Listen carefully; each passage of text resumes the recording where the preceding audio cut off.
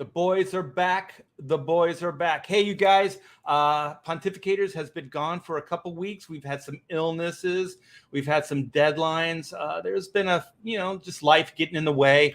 And so we're back. We're back tonight. Wednesday is our night. And I know there's a lot of competition for your live streaming entertainment tonight. But this is going to be a doozy. So get the word out. And whoever's streaming right now, don't watch them. Just watch this show. Everybody on the panel will appreciate it. So a topic for tonight is non-woke comics and is it the future?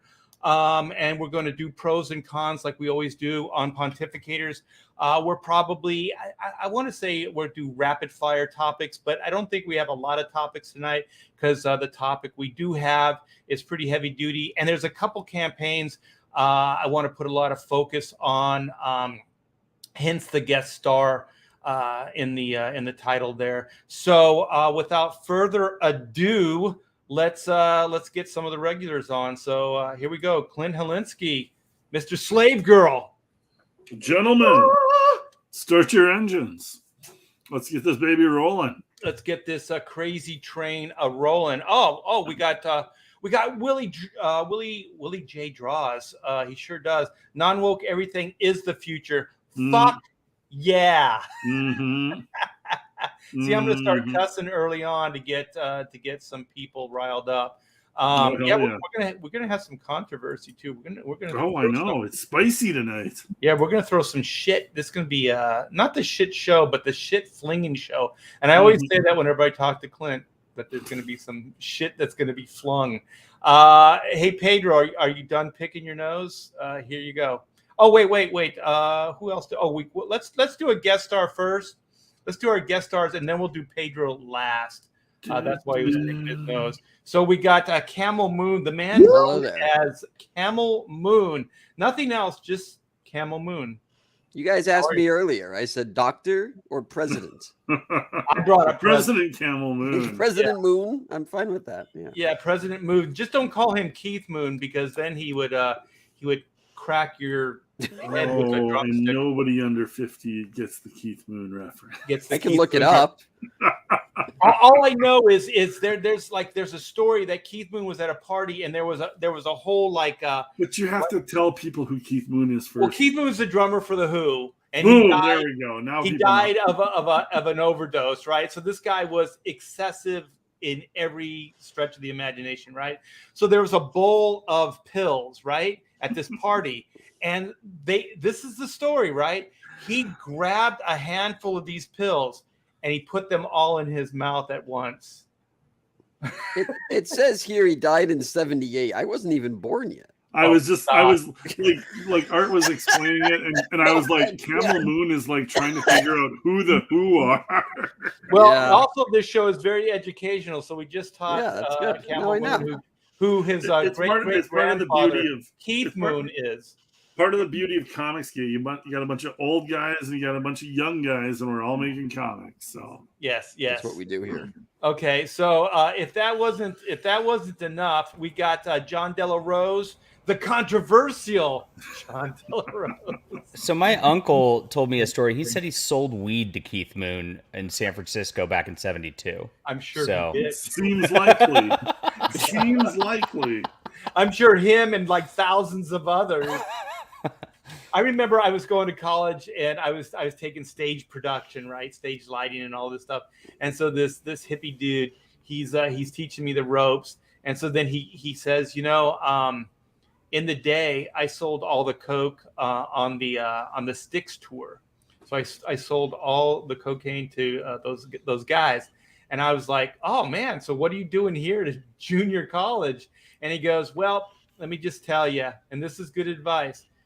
If you're going to sell, don't use. And so he became his own best customer. So does that apply to comics too? Because I spend so much money on comics. Like, it doesn't apply to comics. Okay. The only thing you can get out of comics is like eye strain. And I guess today with woke comics, you can eye strain. Eye strain. Comics are enjoyable. They're not quite as addictive as Coke. No. Okay. Otherwise, we'd all be rich. Especially the new comic books, the woke comic books. Yeah, they're non-addictive, so they should put that on the label. The Marvel book should say non-addictive Marvel comics. With an Marvel exclamation and point. DC Comics are like the Make it a selling point. Yeah. Does anybody buy them anymore? Alcoholic beers, whatever. I had like, someone duels. ask me yesterday. They were like, "Hey, would you want to come on our show? Because we're going to be talking about the new Detective Comics." And I said, I can never believe I said this. I said I hard quit DC. I hard quit Marvel years ago, but I hard quit DC this year. And in Detective Comics, I have almost the entire run of DC Comics from whenever I was younger. And at this point, I was like, no, I'm done.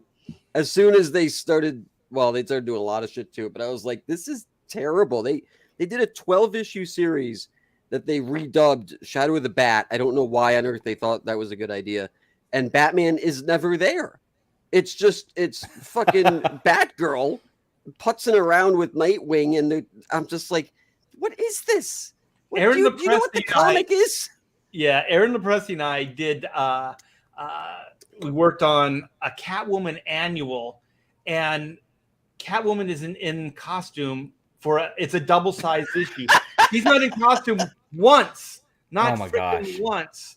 And so then at the end, I guess you paid your money, you read your adventure. The last page has a picture of Selena Kyle looking in like a jewelry store window, and the reflection back at her has a Catwoman mask. That's worth $4.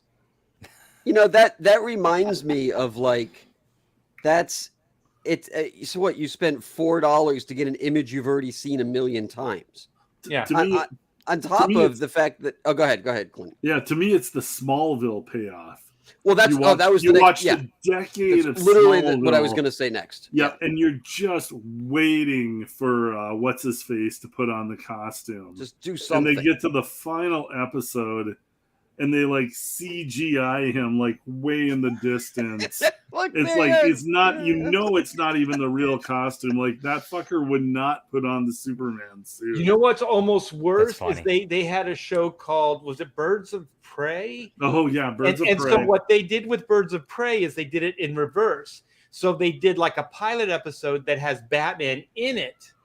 Yep. And then the rest of the series does not have Batman in it. And this is almost worse because the reason Batman quit is because I think he had to kill the Joker. There was something like that. So he just couldn't. Oh, no, that wasn't it.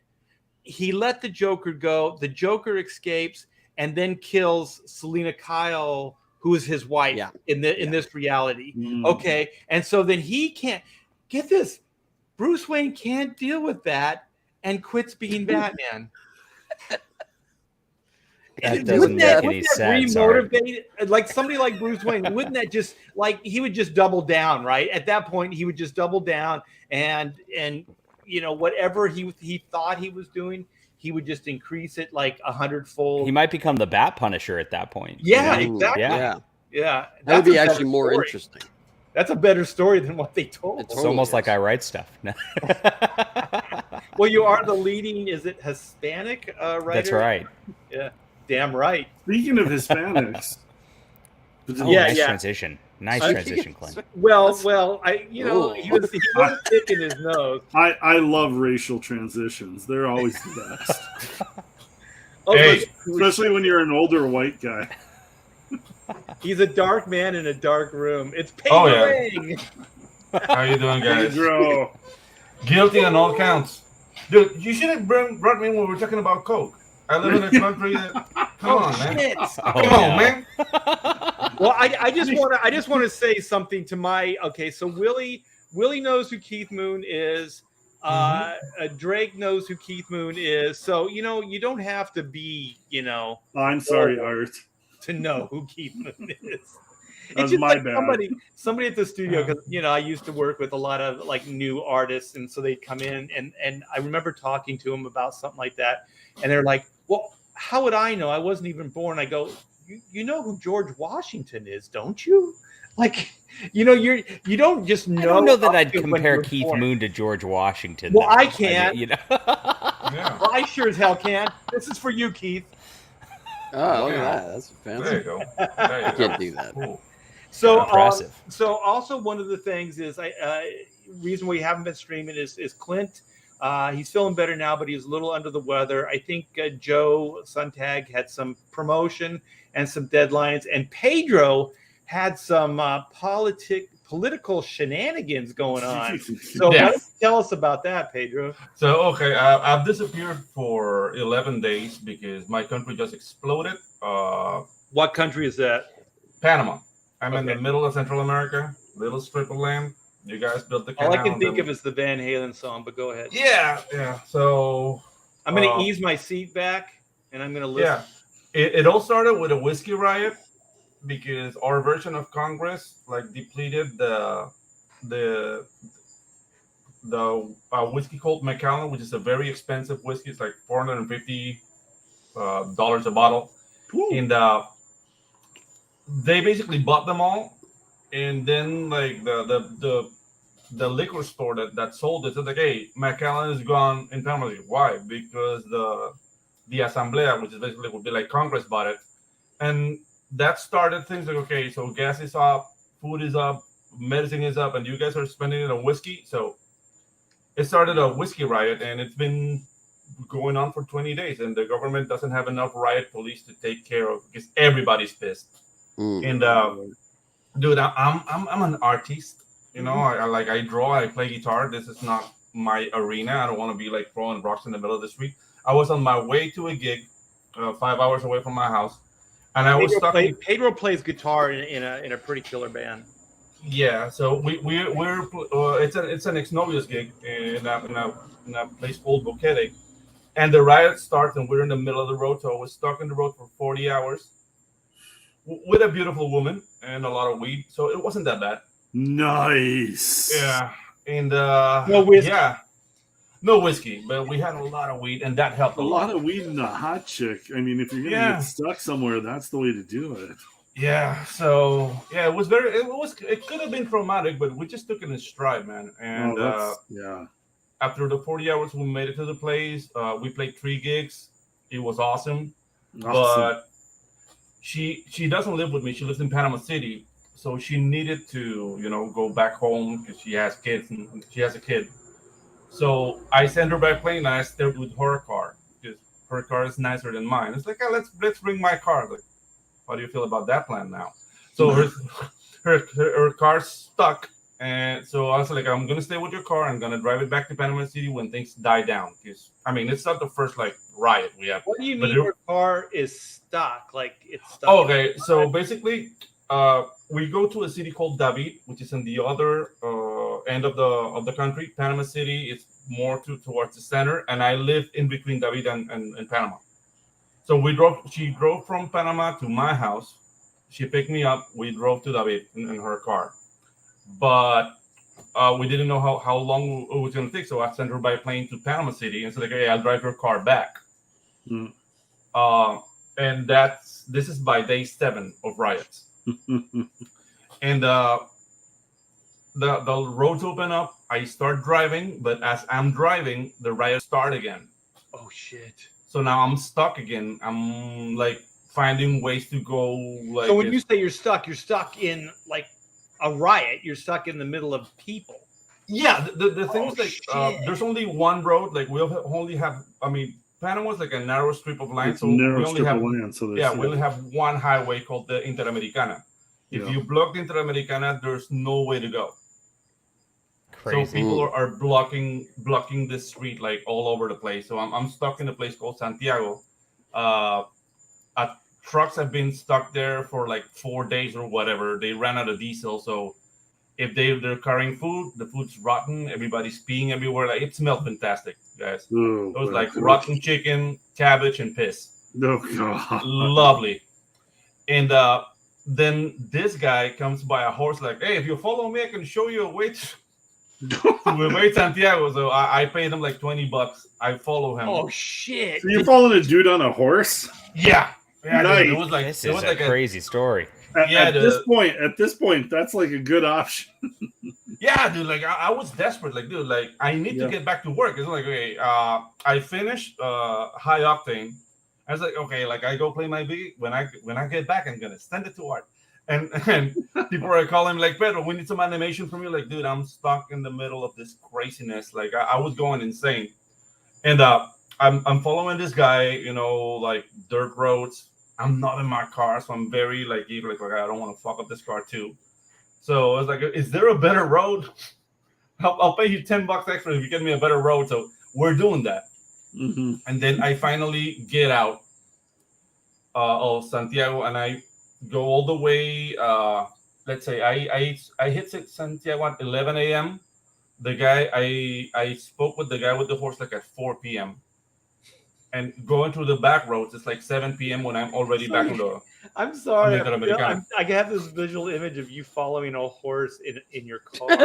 Yeah. Oh, it's not only me. It's like a caravan of cars following this guy. That guy made bank. And, he's making money off of every car that can get him out of there. Exactly. So did you have to put your car in 4x mode? Are you like going through like jungles and? Oh, the thing is, like, I told the car, like, dude, this car is brand new and it's not mine. So I would appreciate if you don't take me to any dirt roads. And he actually came through. Like, the road wasn't that bad. But I have to pay $10 extra for that. That's money well spent if he get you out of there being stuck, though. Like, oh, yeah, dude. I felt like a king.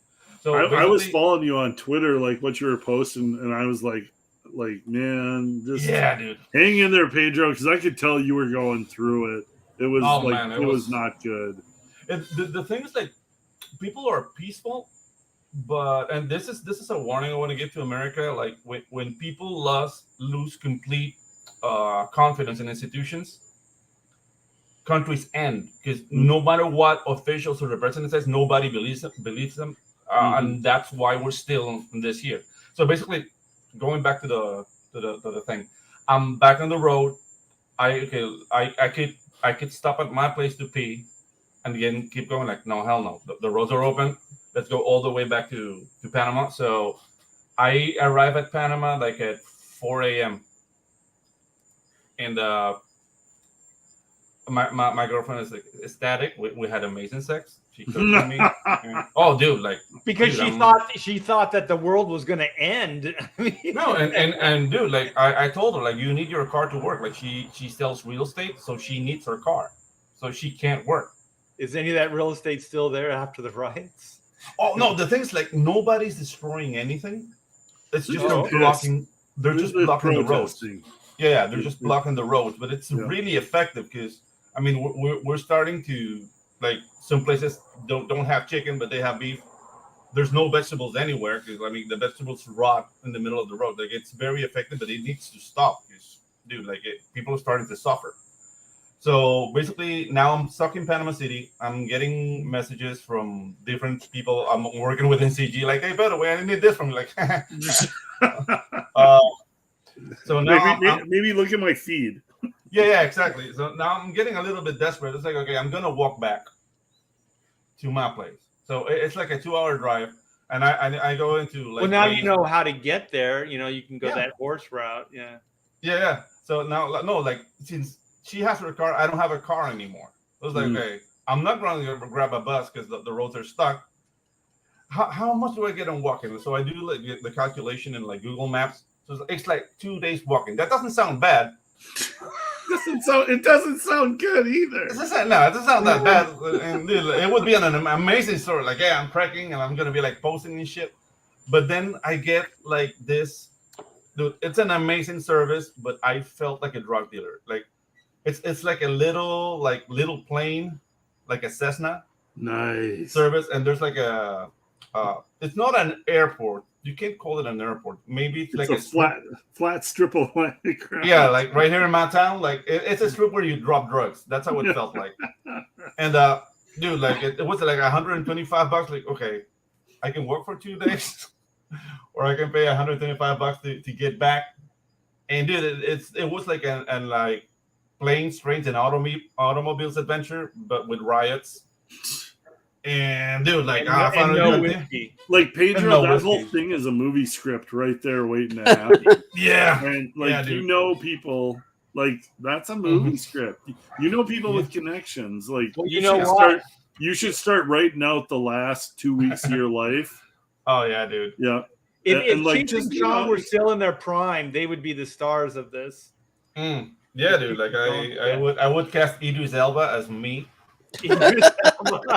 Oh yeah. Hey, Idris Elba, like he'd take a gig right now. He's exactly. He's fighting a lion this summer, so I'm sure he's looking for better scripts than that. Well, he may be the next Bond. So let's start writing down, take notes of everything that happened, man, because that's a movie script right there for sure. Of course. Oh, dude. I mean, they almost lynched me because, like when I was doing like Instagram reports, we went to one of the like in the middle of the riots in San Felix, and it was like watching, you know, that Ringo Starr movie Caveman. It was just like that. Yeah. Dude, it was like 15 people trying to move a huge rock. Wait a minute. Camel Moon knew who Ringo Starr was? Huh? Yeah. Huh? That's how you do it. I know some things, you know. I'm slightly educated. I didn't know he was in a movie. I mean, you know. Yeah, I mean, that's the only one he did. The only one I know he did. And it sucked. I just know that Zug Zug meant having sex, right? Yeah, Zug Zug. Yeah. And Ul meant like food. Okay. Or something like that. But yeah, like it's like 15 people moving a huge rock. And I'm doing a post. And it's like, okay, so these riots are here for good. They're applying technology, Aboriginal technology, dude, and everybody started giving me like really hard looks. And the guy who was filming, like, guy said, like, that's my last name. Like I said, we need to leave. Like, why? We need to leave. They're gonna fuck you up. Like, okay, we need to leave. But yeah, dude. When they say we need to leave the second time, don't even ask why. Yeah. When somebody's told you we need to leave twice in a row, that's just we need to leave. Mm-hmm. Bad things will happen. Let's change the direction. Awesome story though, Pedro, and I'm glad you're okay. But let's shift gears. Yeah, that was horrendous. I mean, interesting way to start the show. When I was a kid, I mean, just real quick, okay. I couldn't drive. We went to the forum. I had a friend that could drive. Right. We all got crazy stoned and drunk. I mean, like we were shit-faced, right? By the time we got to the forum, my friend was gone, and he was the driver. He was a little older than us, right?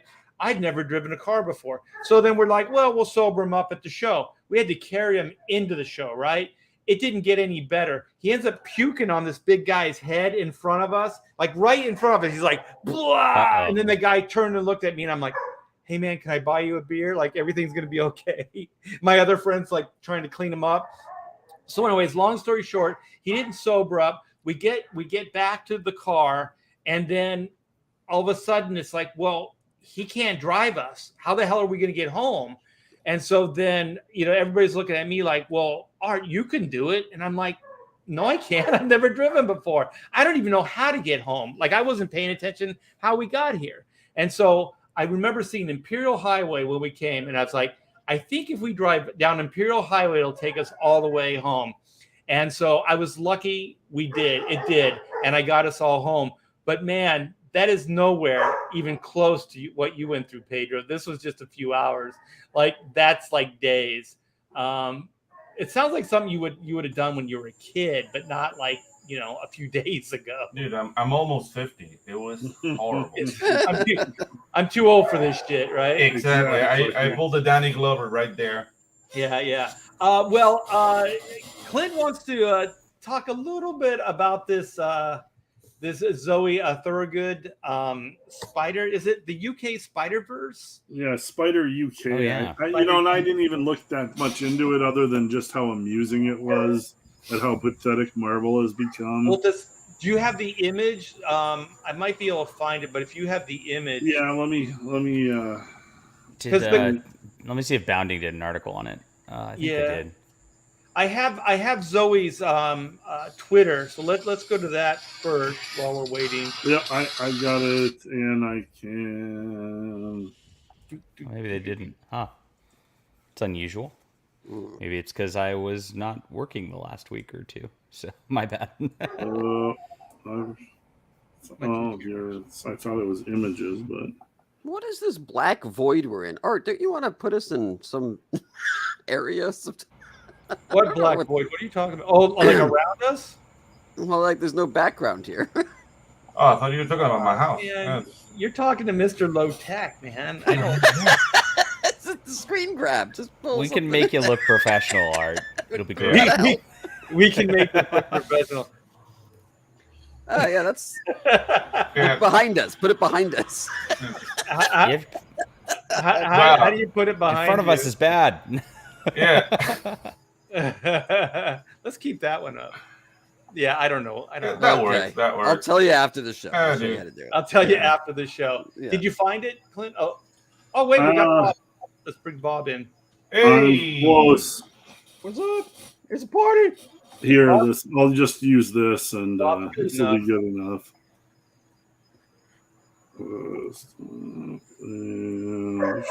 What are we doing? Bob What are we doing? faster. Hey, Bob, we need that. Bob, The What's Zoe- the matter? You got it? I got it almost. Bob's already got it. Got what? What's Okay, going on? I got it. I got it now. All right. What's happening? Oh. So let me. Oh. Okay, I feel really bad for this lady. I do too, yes. It's not going to let me zoom. Oh, there I can zoom in. Is that zoom? So yes. So this is a job. This chick got Zoe, whoever she is. I have never heard of her before, but there's just a ton of these like little indie chick artists out there that Marvel, like that's who Marvel gives their jobs to. Like that's what's going on. Oh my It's gosh. whatever you want to call it. And so she slapped together. They asked her for a character design, and she slapped something quick together. And I mean, I think it's like literally just color flats over some sketch that she had in a different layer. Yeah. Like, there's no line work. There's just like I Yeah, put a it does coat look like on, a layer of flats. She You're might right. have been pulling ref off of other things, and she just put some colors together. Yep. And so, more power to her. Like, they paid her $100 for this. Oh, That's for Marvel, for anything that's cheap. But like, she put $100 worth of work in this. Like, it's it's a character design. So Marvel goes and proceeds not tell her anything. They take her character design that they paid her $100 for, and they turn it into a variant cover. Did we lose that? Yeah, But- can you see this now? This is Zoe's. Oh yeah, and This is her this tweet is thread, her. huh? This is her talking about it. Yeah, Like, she so- got shafted. Yeah, so the thing is that it was just a work for hire character sketch, so she did it, didn't think much of it. But then what Marvel did, this is where it gets bad. This What is shitty. What Marvel did is they turned that sketch into a full-on cover. So they didn't pay her a cover rate. They just paid her like $100 to do the sketch. And then she got crucified, as rightly so, because people thought like that's what she could do. Like Yeah. they're saying you're only as good as your last job. So Exactly. this is what they did, is they threw that image as a cover. And so then everybody turned against Zoe. They didn't turn against Marvel. They turned against Zoe. And so then she says, recently I've been getting hate regarding Spider UK. I think people are being purposely obtuse about it, but I'm going to try to explain. Marvel paid me for a sketch at a sketch rate. So I delivered a sketch. It was not cover art. I did not know it was going to be cover art. Oof. And then she goes further. She goes, it was concept art, design work. That $100 or so I got paid when mostly into design, not art. If you don't like the design, that's fine. It's subjective. But people bashing me as an artist for a design sketch, thinking it's a cover art, is, well, upsetting, I guess. And As it should be.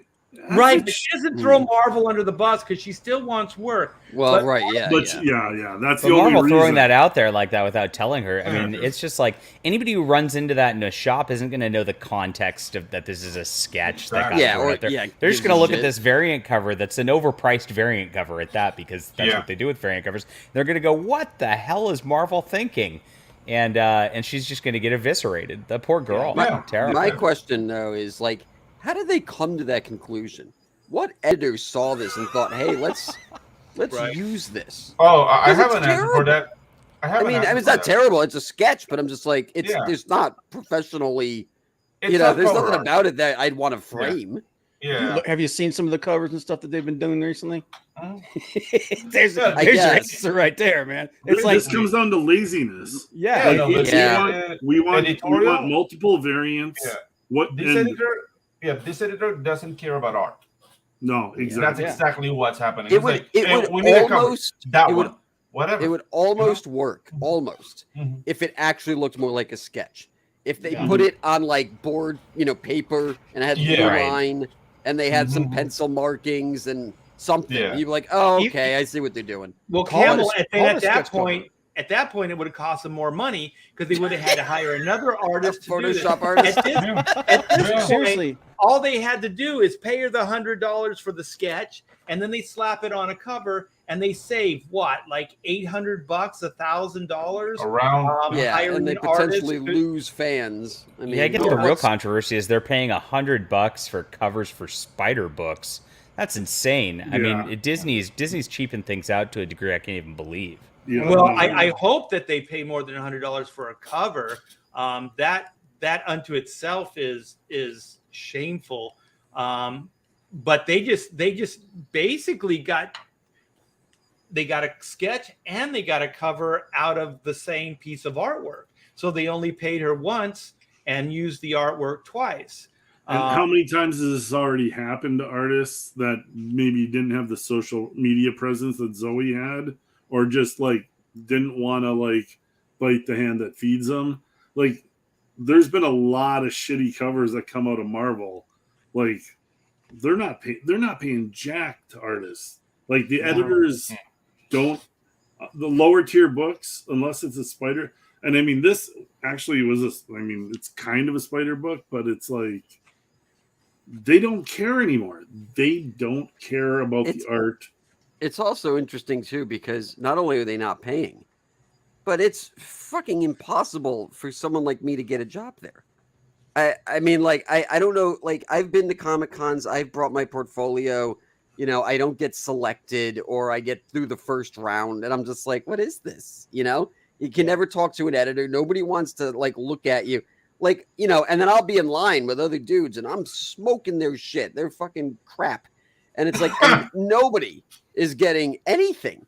And it's just like, I don't know if it's because we're all dudes. I have no idea, but I'm just like, this is insane. I was like, I don't, you have talent. You have actually gives me hope that of it. I have one question for you. Are you huge on Twitter? Yeah. No, I don't. Actually, at that time, I think I had 3 followers. Well, there you go. That's why you didn't go anywhere. Gives me hope that I can work for Marvel someday as a cover artist, though. I can use MS Paint. So but you got to get the job. That's what I'm saying. It's like you can't even get it. And it doesn't. The artistic skill, the merit, doesn't mean anything. As a minority. Yeah. But Marvel's notorious. Marvel's notorious for doing stuff like this. I mean, we used to. I remember talking to Bob Harris about this. He was the editor of the X-Men, and I go to cons and I see people with X-Men T-shirts, like artwork that Jim and I worked on, Jim Lee or Will Spertaccio, or like my Cable stuff that I penciled would be on T-shirts. Nice. And so then I remember talking to the editor, and there you go, right there. There you go. Yeah. And those were being made into T-shirts. And I remember saying, like, is there any kind of royalty or incentives for that? And he's like, no. And it's like, well, did Marvel, is this licensed? Yeah. And it's like, did Marvel get a licensing fee? Yeah. He said, but you're work for hire. You signed the agreement, so you don't get anything. So you're SOL. And so Art, on that, so like if they put out like a Jim Lee X-Men omnibus and you did a bunch of inking work for that, you don't get anything for that either? Well, hold on for a sec. Yeah, the answer is the quick answer is no.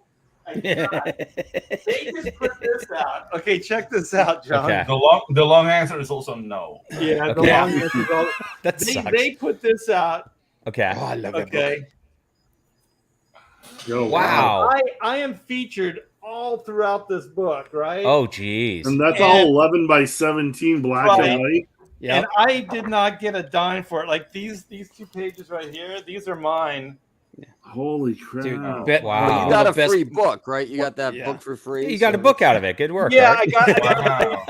I got a free book. You got $150 book out of it. Yeah, you got a book and a sandwich. I don't want to screw you out of money, Art, but I want to know where I can buy that. Dude, Well, the you only get way it. I I'm got going to one. make money is if I sell it to you. Speaking of art, I found your next project, man. What's the next project? It's well, let me take you guys back a little bit. It's 1993, Images in full swing, and Dynamic Forces put us out a card set called Creator Universe. Oh shit! And a young, wide-eyed Art T. Bear comes up with an idea, and this is it.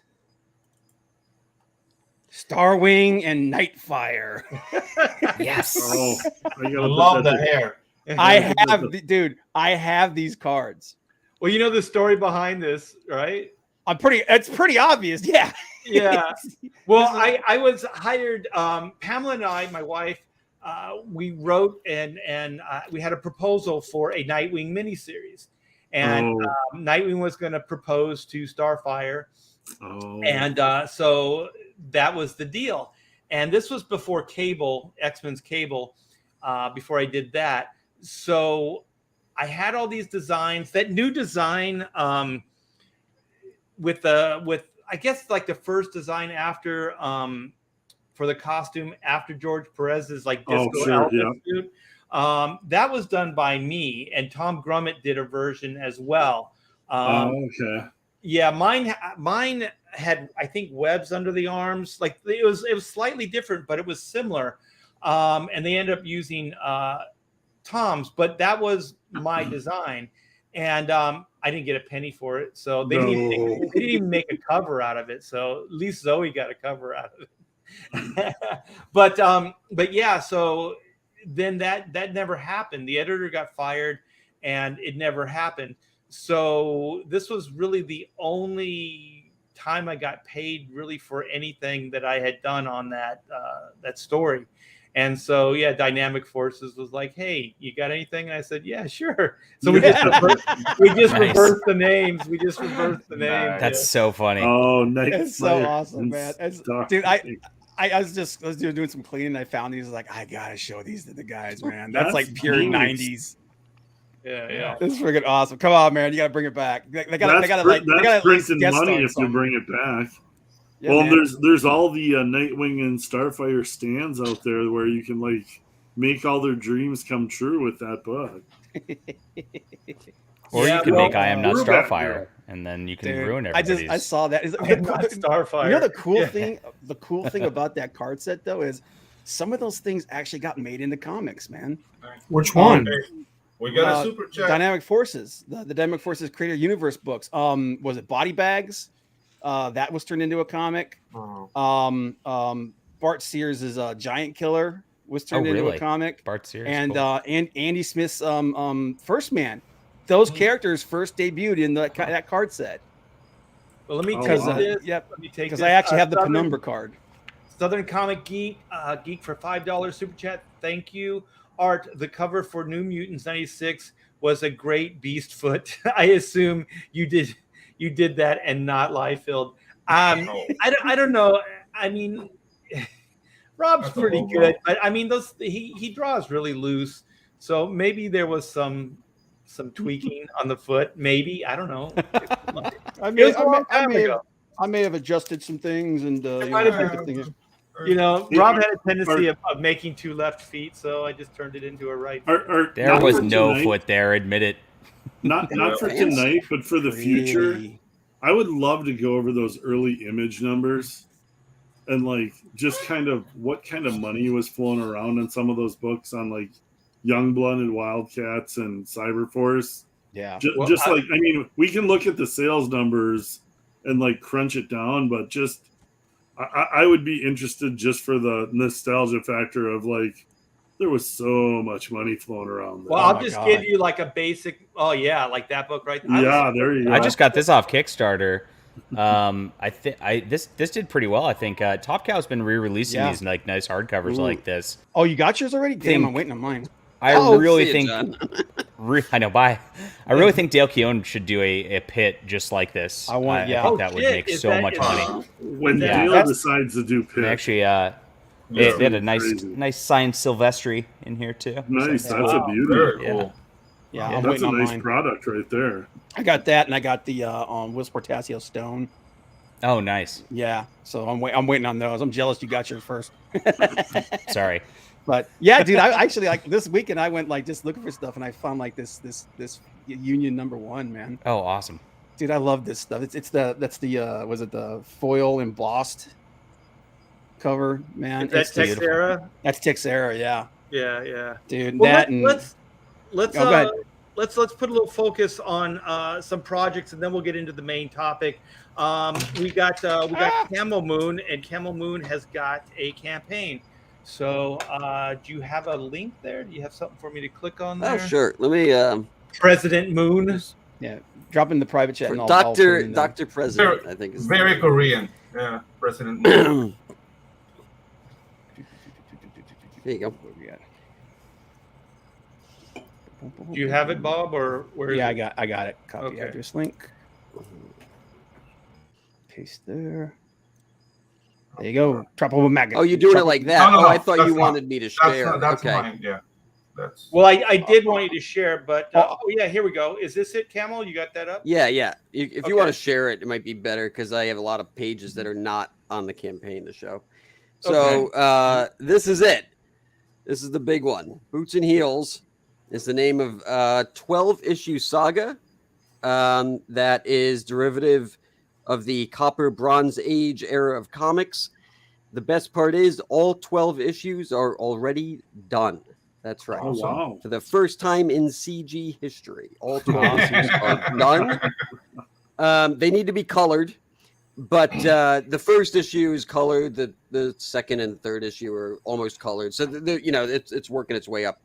And the first campaign, what we're calling here at the Camelverse, is phase 1. Has 3 issues, and it's Boots, Heels 1, 2, and 3. We're also doing fantastic issue number 0, and this entire conversation has been very apropos to present to you the fabulous X-Them versus the Comics Gators. Oh, I dig it. Look at that. Very cool. So we have a whole bunch of different characters here. I mean, the Comics Gators are sort of like a turtle stand-in. This is issue number 0. These characters will only appear in issue number 0. If you want this cover specifically, sign up for the email, and you'll get a link, and that's the only way to get this cover. And then for the X-Them, these are very special children, the children of the chromosome. Most people have only 2 chromosomes. They have 3. The X, the Y, and the Z, which gives them their magic SJW powers. Here, tunnel vision. Tunnel vision Nice. can I love this. Nice. tunnel vision. He can only narrowly focus in on what he perceives to be his narrative. Here, Hive Mind. Hive Mind has the Oh. power of mental gymnastics, and the mental gymnastics Nice. help her dodge over everyone else's actual arguments. Here, Hot Mess. Hot Mess. Everything she touches turns to garbage. It's And Garantos and her secret she- identity. she has 2 masks. You got a fake shield and a mask because nobody could ever know who she is. We also don't know what she is. I don't know what she is. And Does she finally, like milkshake? my favorite here, Clapback Carrot, who you say anything wrong to her, she will clap back at you and blow you out of the water. So this is let's see here, right here, this guy here, that's Boots, and this is Heels, and they're trying to stop the war because the war is what destroys the world in the year 2020. Actually, I can show you that page right here if I have it. I believe I have it. So this isn't up I don't yet. have Is this still a work in progress? Is there a campaign So yet? So Boots and Heels is done. The Comics Gators versus the X Them is the book that I'll be drawing in addition to the first 3 issues. How So many you pages? Every issue is between 24 and 28 pages. Awesome. So, and in classic, sort of Bronze Copper Age style, everything is a singular story. So there's a longer narrative. I would say this is CG's Watchmen or CG's Secret Wars. It's one story, but it's each individualized issue. And so essentially what happens is in the year 2020, because of what's happening on this screen, the Earth explodes. It just completely blows up. That's page 1. Boots and Heels. Why not? Nice. Why not? Boots and Heels are secret agents from the year 3210. They're sent back in time to stop it, but they don't know anything about it because it's so long ago. So they have to recruit the Claude agent, who's this guy here, who is New York City's greatest superhero of the 21st century. I would call him sort of he's CG's Batman. And they need to recruit him because he's the only one who knows the lay of the land. And the series kind of takes off from there. So there's 6 issues of Boots and Heels. These are the first 2 covers. Again, in sort of classic Copper Age style. Really fun art. Like Thanks. it's retro, Yeah. but I do like the kind of the vibe you're giving off with this. It looks great. Oh, thank you. Yeah. So these are the first 2. I'm actually finishing up the 3rd cover right now, and so these are this is going to go 1 through 6. We'll have 2 campaigns for that. Issues 1 through 3, and then 4 through 6, and then there's the other side of the equation. Well, what's going on with the Claude agent? So he gets his own series of 6 issues, and this is his first 2. And so they intertwine. You can read them by themselves. You could read just the Claude agent 1 through 6, or you could read Boots and Heels 1 through 6. But you really want to get both of them to see, how they're interacting with each other and how the story kind of unfolds that way. So Sweet. right now, to show you guys some of the colored work, this is some of the interior stuff. Yeah, it's more of that, kind of retro kind of flavor. It's not I love your color palette there. Oh my god, it's a lot of fun. Yeah. It's we don't use a lot of gradients because it's supposed to be from a bygone era, but it looks very 80s. You kind of still get you get the vibrance from it regardless. Yeah, no, it looks great. This is one of the black and whites that still remain to be colored. This is when Boots, Heels, and the Claude agent meet the Gator guys, and I think because we have a lot of people who have already expressed how interested they are in the black and whites, I think we're going to offer a black and white version as well because we have a lot of stuff, like there's a lot of gradient and tone. I think you know what? I grew up in like the underground era, like the Freak Brothers and Arkham and stuff like that. So this definitely looks like one of those like cool underground comics, when it's in black and white. The color stuff looks more like commercial, but this looks more like, like underground, like Taboo. Yeah. This is the kind of stuff you see in underground comics. So, we're going to be launching this fall. I think we're at about 150 emails, so we're going to try to get that up. Obviously, that's why I wanted to come on. You've got your mailing list. You've got your mailing list going already.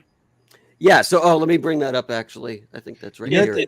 Is that this one? What is What's that? I'm sorry. That's the Indiegogo pre-launch page. This is the pre-launch page. That's the sign up. Yeah. This is the sign up. So if you guys click on this, all you got to do is give your email address and a little bit of blood, and you'll be the first. So what are the early signups? So usually they're the first to know when it goes live. But what else do you have? For issue number 0, I have plans for one of the main cover. But if you want this wraparound cover here, this main image that you've been seeing, that'll be the incentive. So the only way to get this cover, if you like it, is to get it there. And it'll be in like a hollow foil chrome. So it'll look dope. Nice. That's going to look really good. And then we're also doing, and I haven't revealed the image yet. We're going to do a giveaway of 3 issues, and it'll only be. I'm sorry, it's a giveaway of a special cover. We're only going to print 3 of them, and you're going to be able to only get it as a giveaway if you're part of the lottery draw if you put your email in. So that's there you go, guys. You know what this kind of reminds me of? Remember that book Spitting Image? Yeah, I don't know that. It kind of reminds me of like a cross between that and like a little bit of like old school Turtles art. It was kind of a parody of Image, right? Image Comics. Yeah. Image. And they made okay. And it had that kind of gritty indie tone, a little bit of Mad Magazine thrown in there. Yeah, a little bit. Yeah, like the story itself is not a parody, but the characters are a little tongue in cheek, kind of like what Image was doing in the 90s with the Turtles. Like you would meet like Dark Knight Man, was it Night Watch Man, who was like a Batman stand-in, or they had the Weasel, who was like a Wolverine stand-in. So there's things like that are in the book, but there's it takes itself seriously. You're not going to get a bunch of cheese or groaning anything like that. That's the best stuff, where it's just kind of like Big Trouble Little China, where like it's older humor where like even the Three Stooges, they played it straight. They didn't telegraph the joke. I mean, when they were hitting each other and doing all that crazy stuff, it was sincere. You know what I mean? Yeah. Like, they were in character, and I think that's the best. Because now humor is more like oh, you're in on the joke. Like they want like there's nothing like that. Yeah, but I like that more sincere approach to it, where these characters are being true to themselves. It's just funny. The stuff that's happening is kind of funny or a little bit out there. Yeah, I really like that. Oh, and just as an aside, Camel, I had these characters when I was a kid. It was one character.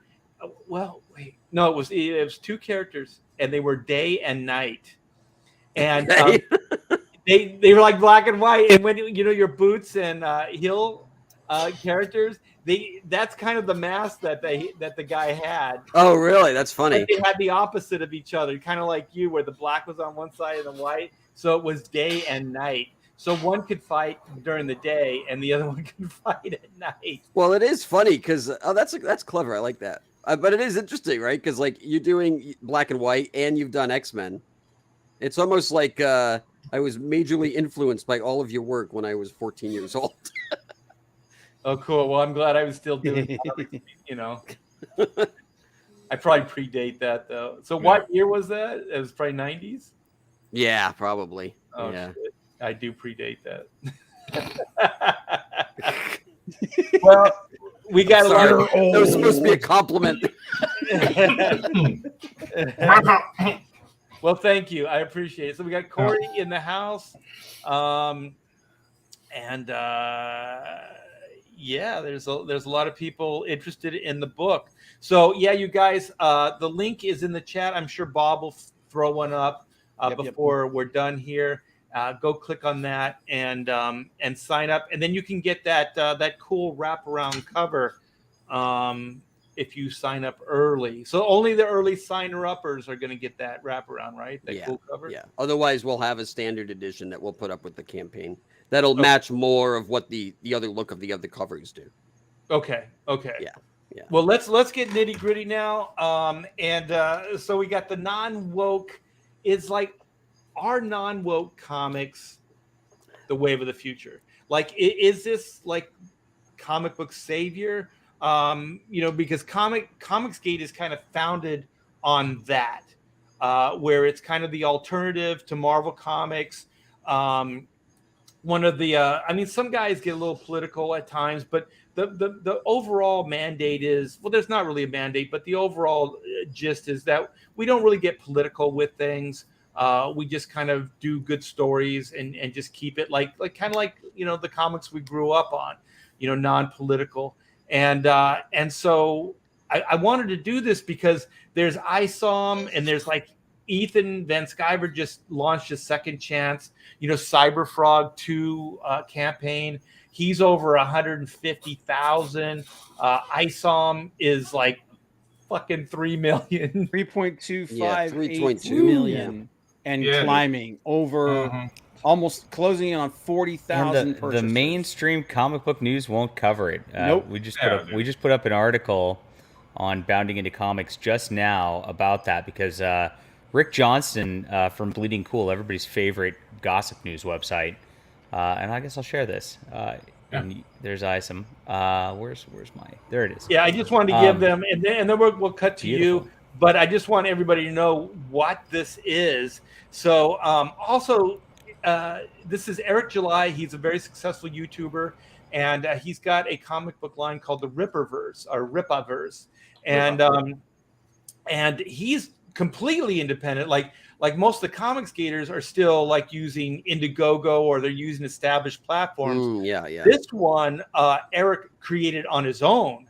So this he doesn't pay 8%, 10% to Kickstarter or Indiegogo or anybody else.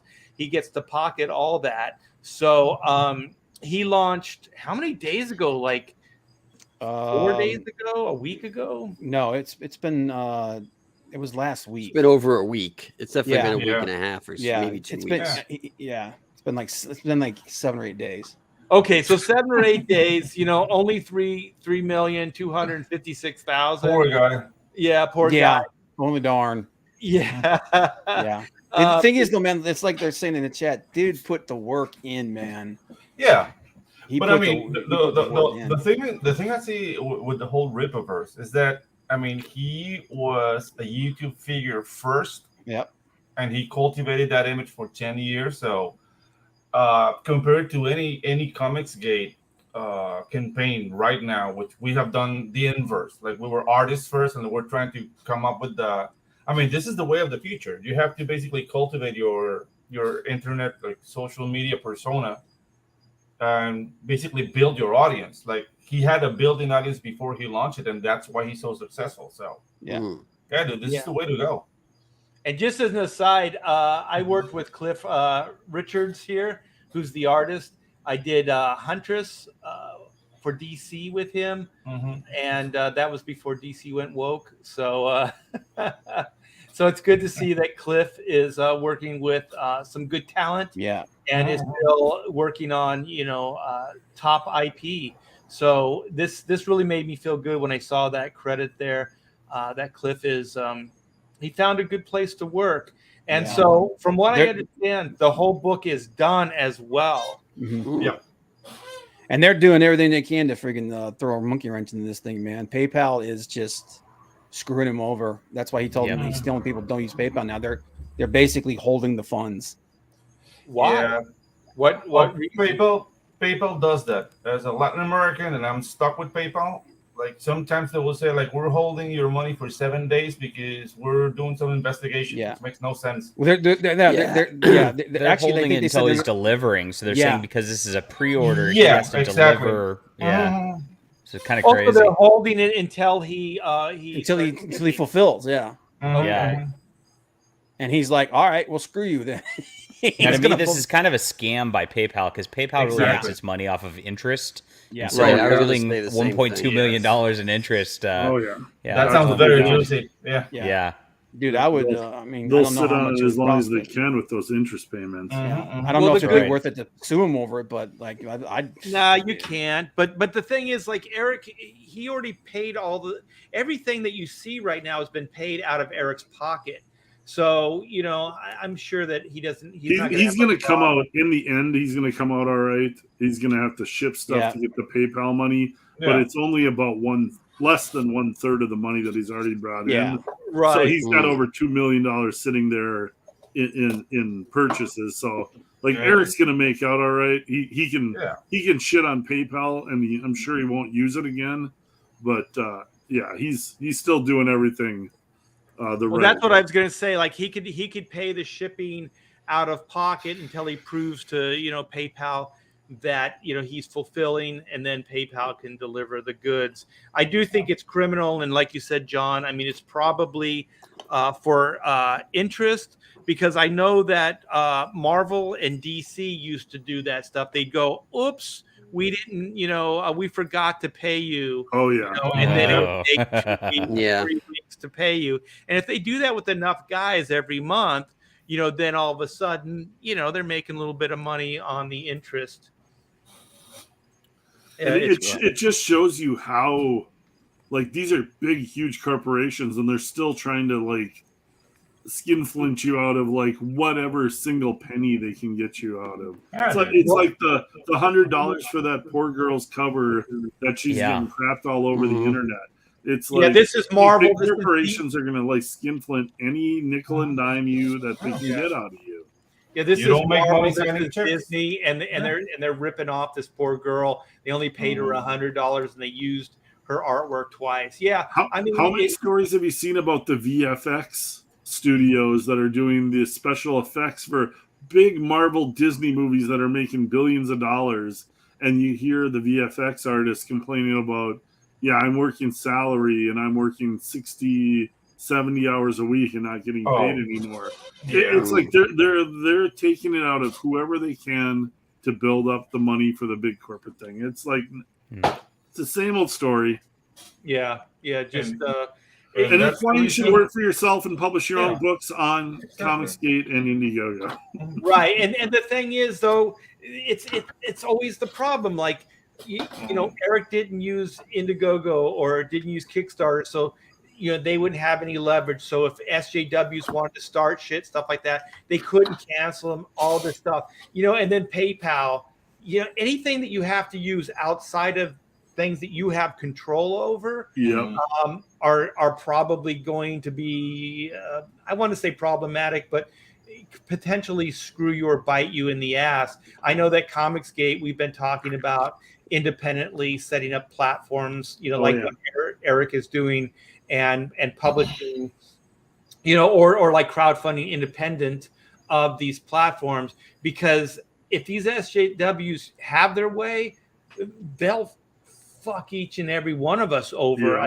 If they scratch us from these platforms, they would in a heartbeat. Personally, I don't understand it. It still boggles my mind that there are people like that in the world, but there are. And bitter little bitches.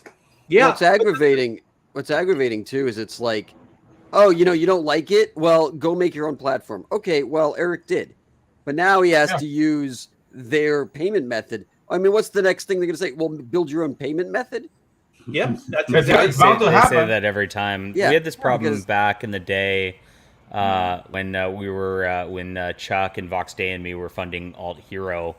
We were doing it on a site called Freestarter because we're trying to avoid that stuff. And Freestarter was trying to become a sort of PayPal, or not PayPal, Patreon and Kickstarter and Indiegogo alternative back then. Well, they didn't just get PayPal pulled on them. They got Stripe pulling their funds. They got everybody, and they're saying, and they made it impossible. And they had to shut down their website because no payment processors would allow them to actually function. So there is a level where that does happen quite a bit, and they do pull the plug. I'm nervous for Eric. I really am, because he's getting big enough that he's getting noticed by these companies. Well, the thing is too, like PayPal. When I started using PayPal, it was kind of it made sense business wise because they didn't take as much percentage as they do now. They take quite a bit. I still use them for my website, when I sell original artwork and prints and things like that. But man, my wife and we've been looking for alternatives. The thing is that PayPal, a lot of people use it, so it's convenient. That's the deal. They get you. Yeah, we get snaked, but it's convenient for them. So we decided to just use them. But what we do now is we used to keep money in our PayPal account. Like there would be thousands of dollars, like $10,000 in the account. But now what we're doing, so they can't make interest. As soon as dollar goes in, we pull that dollar out, man. They're not making anything off of us anymore. I'm not. It forces you to kind of become adversarial in a business way. It does. Yeah, and I don't like thinking that way, but you kind of have to just to survive. You got to protect your money too, because they might keep it. And in this instance, they're saying once he fulfills, he's got it. But I know there's a YouTube channel, Gem Mint Collectibles. He's like, I think he's got like 80 something thousand subs, and he does basically statues, like those like Batman statues and things like that. They're beautiful, right? And he transacts a lot and has a big YouTube following, so of course he makes a lot of money off of it. Well, they froze his account as a scammer at some point and actually withheld all the money and wouldn't give him. He was out like $3,000 out of it or something like that, and they just took it, and he was stuck. Yeah. Well, we had a situation with PayPal, and it was original artwork sales. It was for a lot of money. These were vintage X-Men pages. A guy was in Australia, bought them, and so we always make sure you pay for insurance. All that we try to safeguard ourselves as much as we can in the shipping, and so we shipped the stuff out. And the Australian government decided that they were going to open the package and they were going to look at what was inside of it. When they did this, and they put the artwork back, but they didn't put it in the packaging that we supplied. They just put it back, but they also creased the artwork. Oh, no. And they creased the artwork. So then the guy gets the artwork, and now he wants his money back. Yeah. We say all sales are final. If you have a problem, you have the insurance, go through the insurance, go through the post office. Well, this guy knew how PayPal worked, and he knew that if he just went to PayPal, he could get you. And said this, that PayPal, they say they arbitrate, right? They say that they listen to both sides. They do not listen to both sides. They just took his side of it, even though we said we did not destroy it. This is how it was packed. Even he took pictures of the packaging that was there and everything. And you could see that the box was creased. You know what I mean? Like every evidence there was that it was damaged in shipping, that we did not do it, that, we did not damage it in the packaging of it. And so, PayPal just went, it's your fault. You have to pay him back the money and eat the shipping and all that. And it was bullshit, man. I've never been so pissed off because they try to make it seem like it's fair, right? They try to go, well, we're going to arbitrate, we're going to listen to both sides, and then we'll make a decision.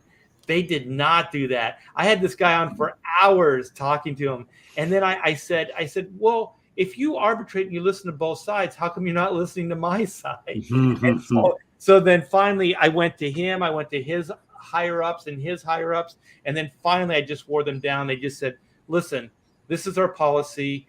We're just going to give the guy his money back, and you're SOL. Yeah. They just told me that just straight out. And so then I was just like, wow. Did you get the damage? A lot of times they don't even talk to you in these situations. Yeah. I got the artwork back, but it's damaged. You know what I mean? What pages was it, Art? They were Carlos. I want to cry tonight.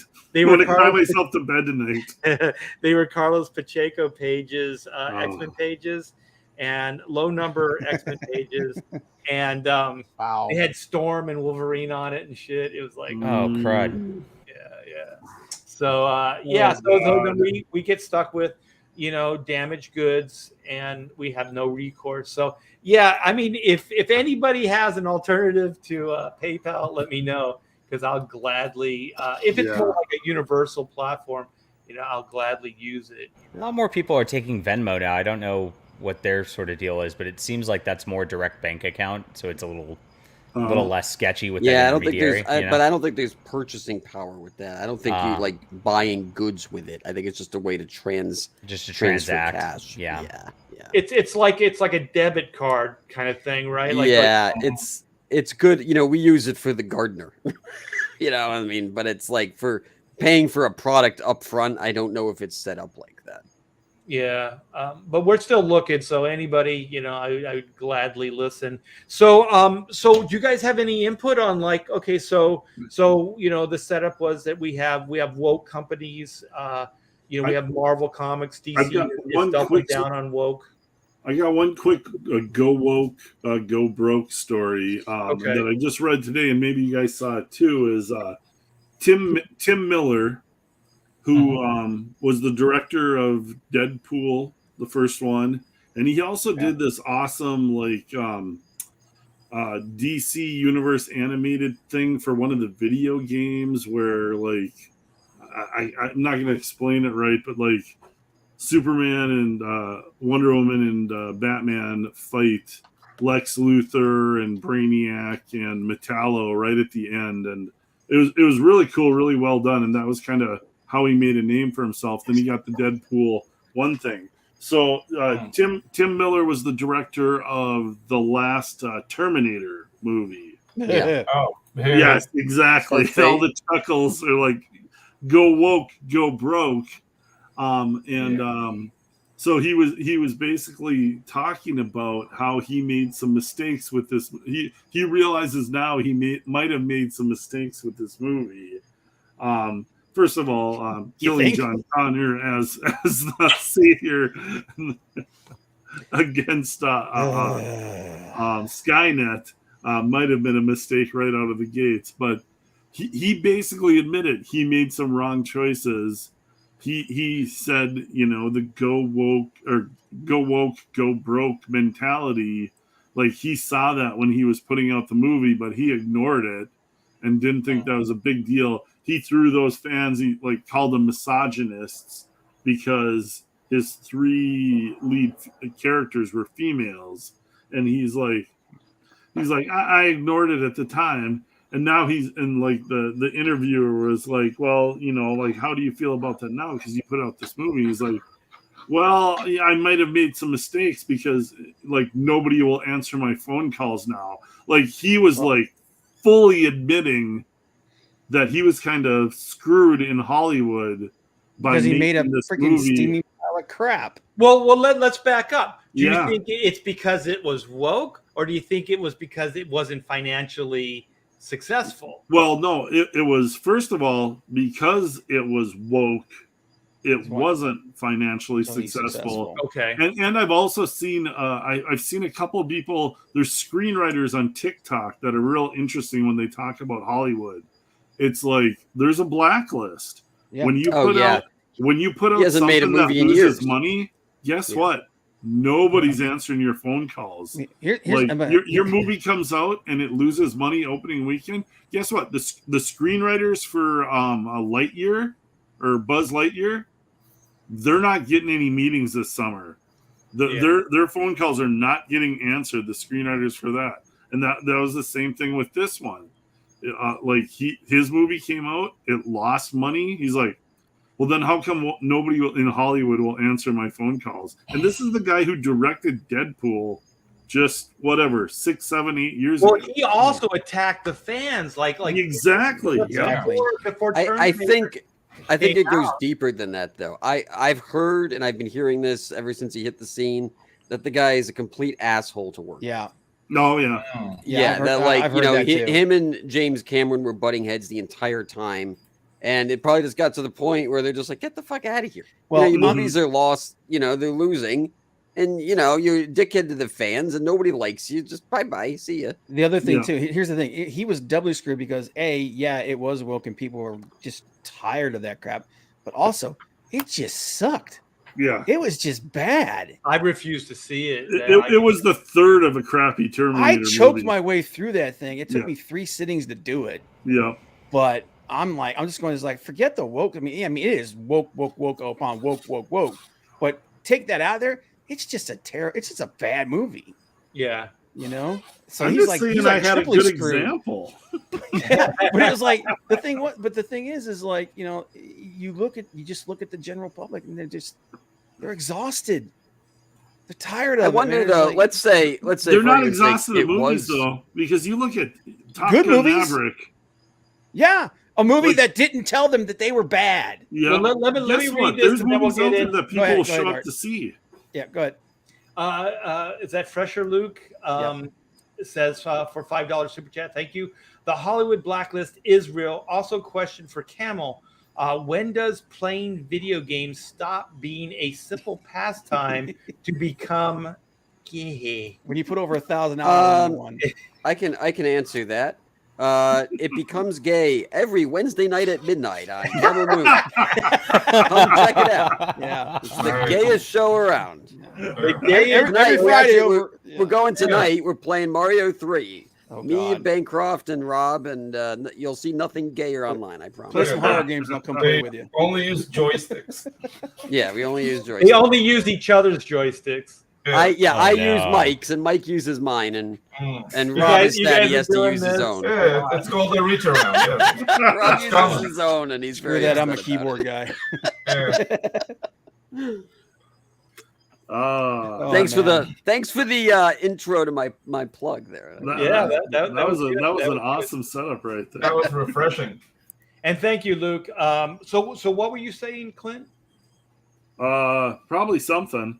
Love Fresher Luke though. Fresher Luke is Yeah. on my list of good dudes. No, Good we're dudes talking on the about the internet. Hollywood blacklist that you fuck up. Okay, well, Oh, Todd, what do you want to say?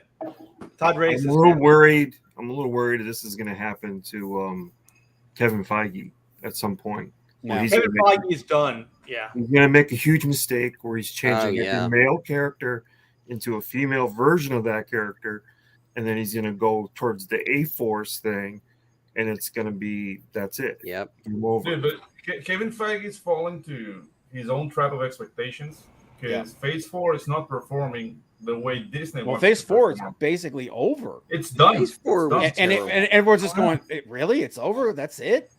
Yeah. There's it no was climax, terrible. no There was nothing. no connective Yeah. tissue. And outside of I was, Spider-Man, they all underperformed. Mm-hmm. It's been And one. Disney doesn't get the most amount out of Spider-Man, so they're not Well, even Oh, Doc- just thrilled about wait that. Doctor until Strange- She-Hulk, yeah. guys. Did you see the new Oh trailer my for God, She-Hulk? yeah. Mm. You know what? Like the show itself, I'm like, okay, it's Jen. She's supposed to be, that kind of like that. But I'm like, man, that Uncanny Valley is bad. Yeah, dude, it's really That Uncanny. cheap I'm CGI, like, man. that's people are gonna be watching that going, whoa. Well, also, Whoa. why do you have to do like the guy versus the girl? Like the girl has to best the guy.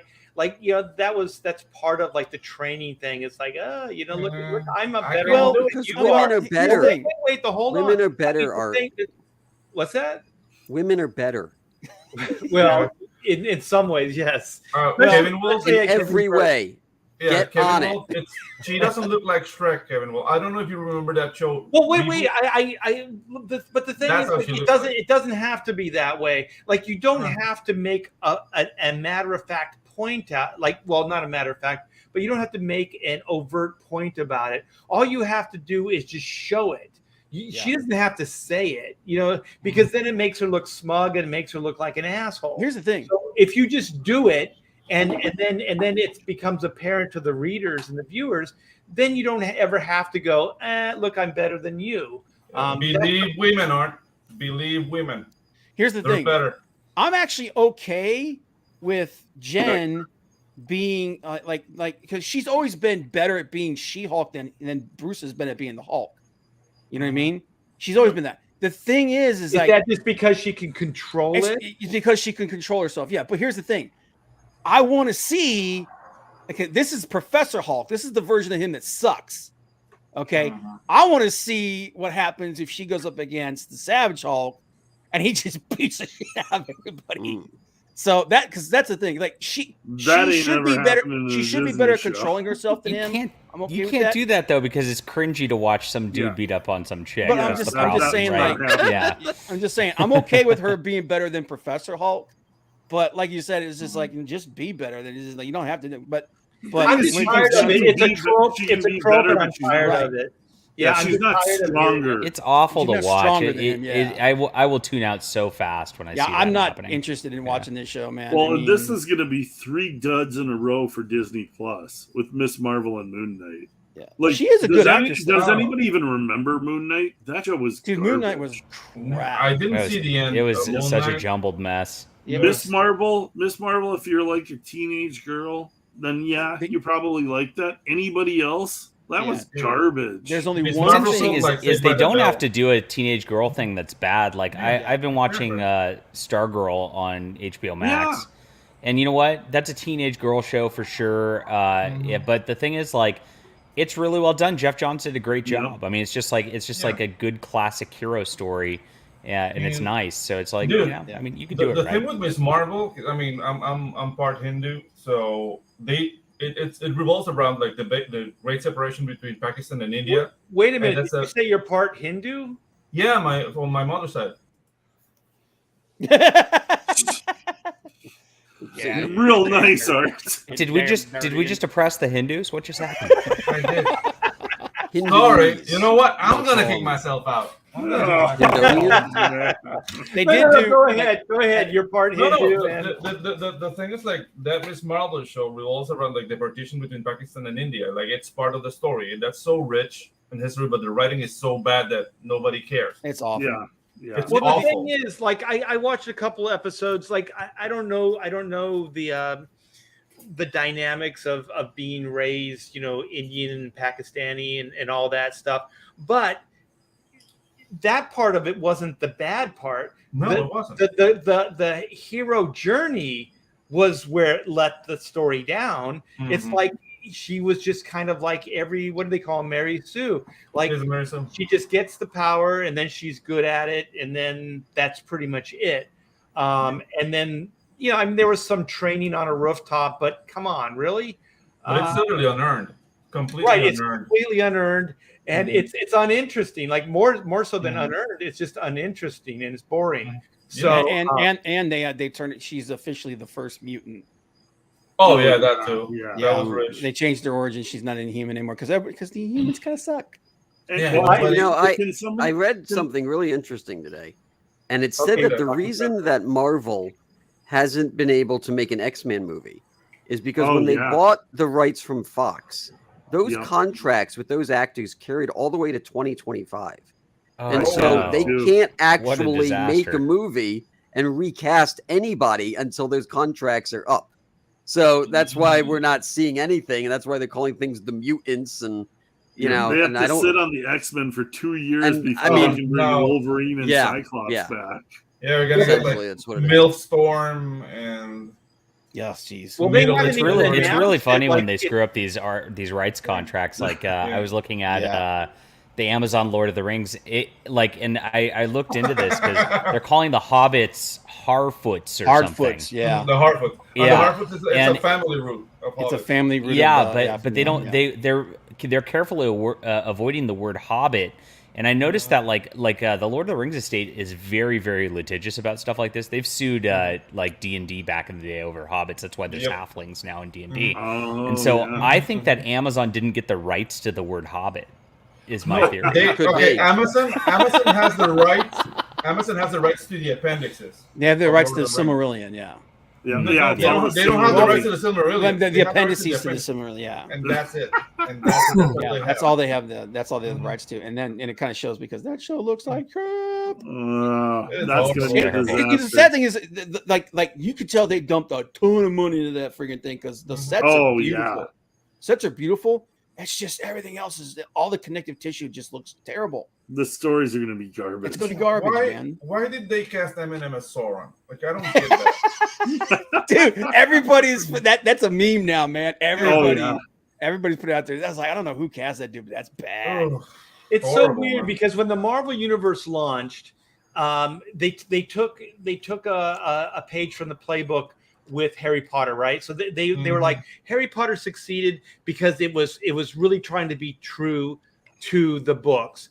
The Peter Jackson Lord of the Rings succeeded because they were really trying to be, close as possible with the cinematic, it felt source language that they could, right? And so then even the Marvel Universe, like the whole reason they had like the Marvel Brain Trust, where they had the comic book people in with Quesada, and Mark Millar and Bendis and those guys, Tom Brevoort, is because they wanted to give some kind of credibility, right? They wanted like street cred with the fan base because they know if they can get the fans in, then that's the legitimacy, right? The fans will give it credibility.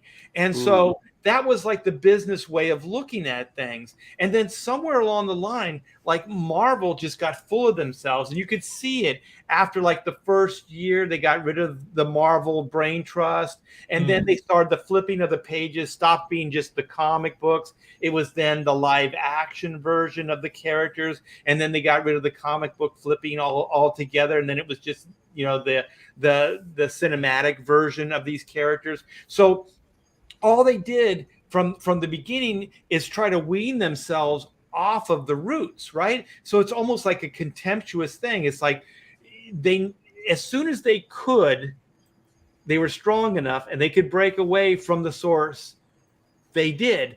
And now they think, you know, this is part of the woke thing. Now they think they're so full of themselves that they think that what they're doing now is better. You know, so they're holding contempt for the past, which they already had. Like, never make any mistake.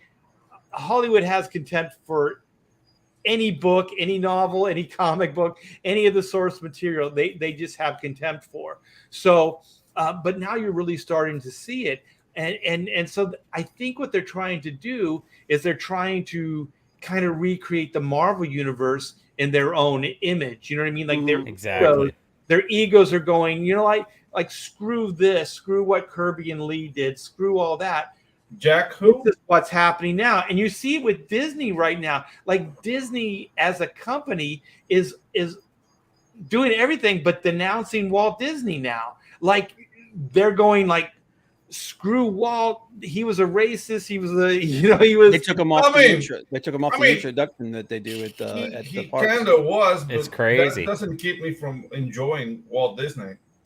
Well, everybody's complex. Our founding fathers had slaves too, but it doesn't. I don't care.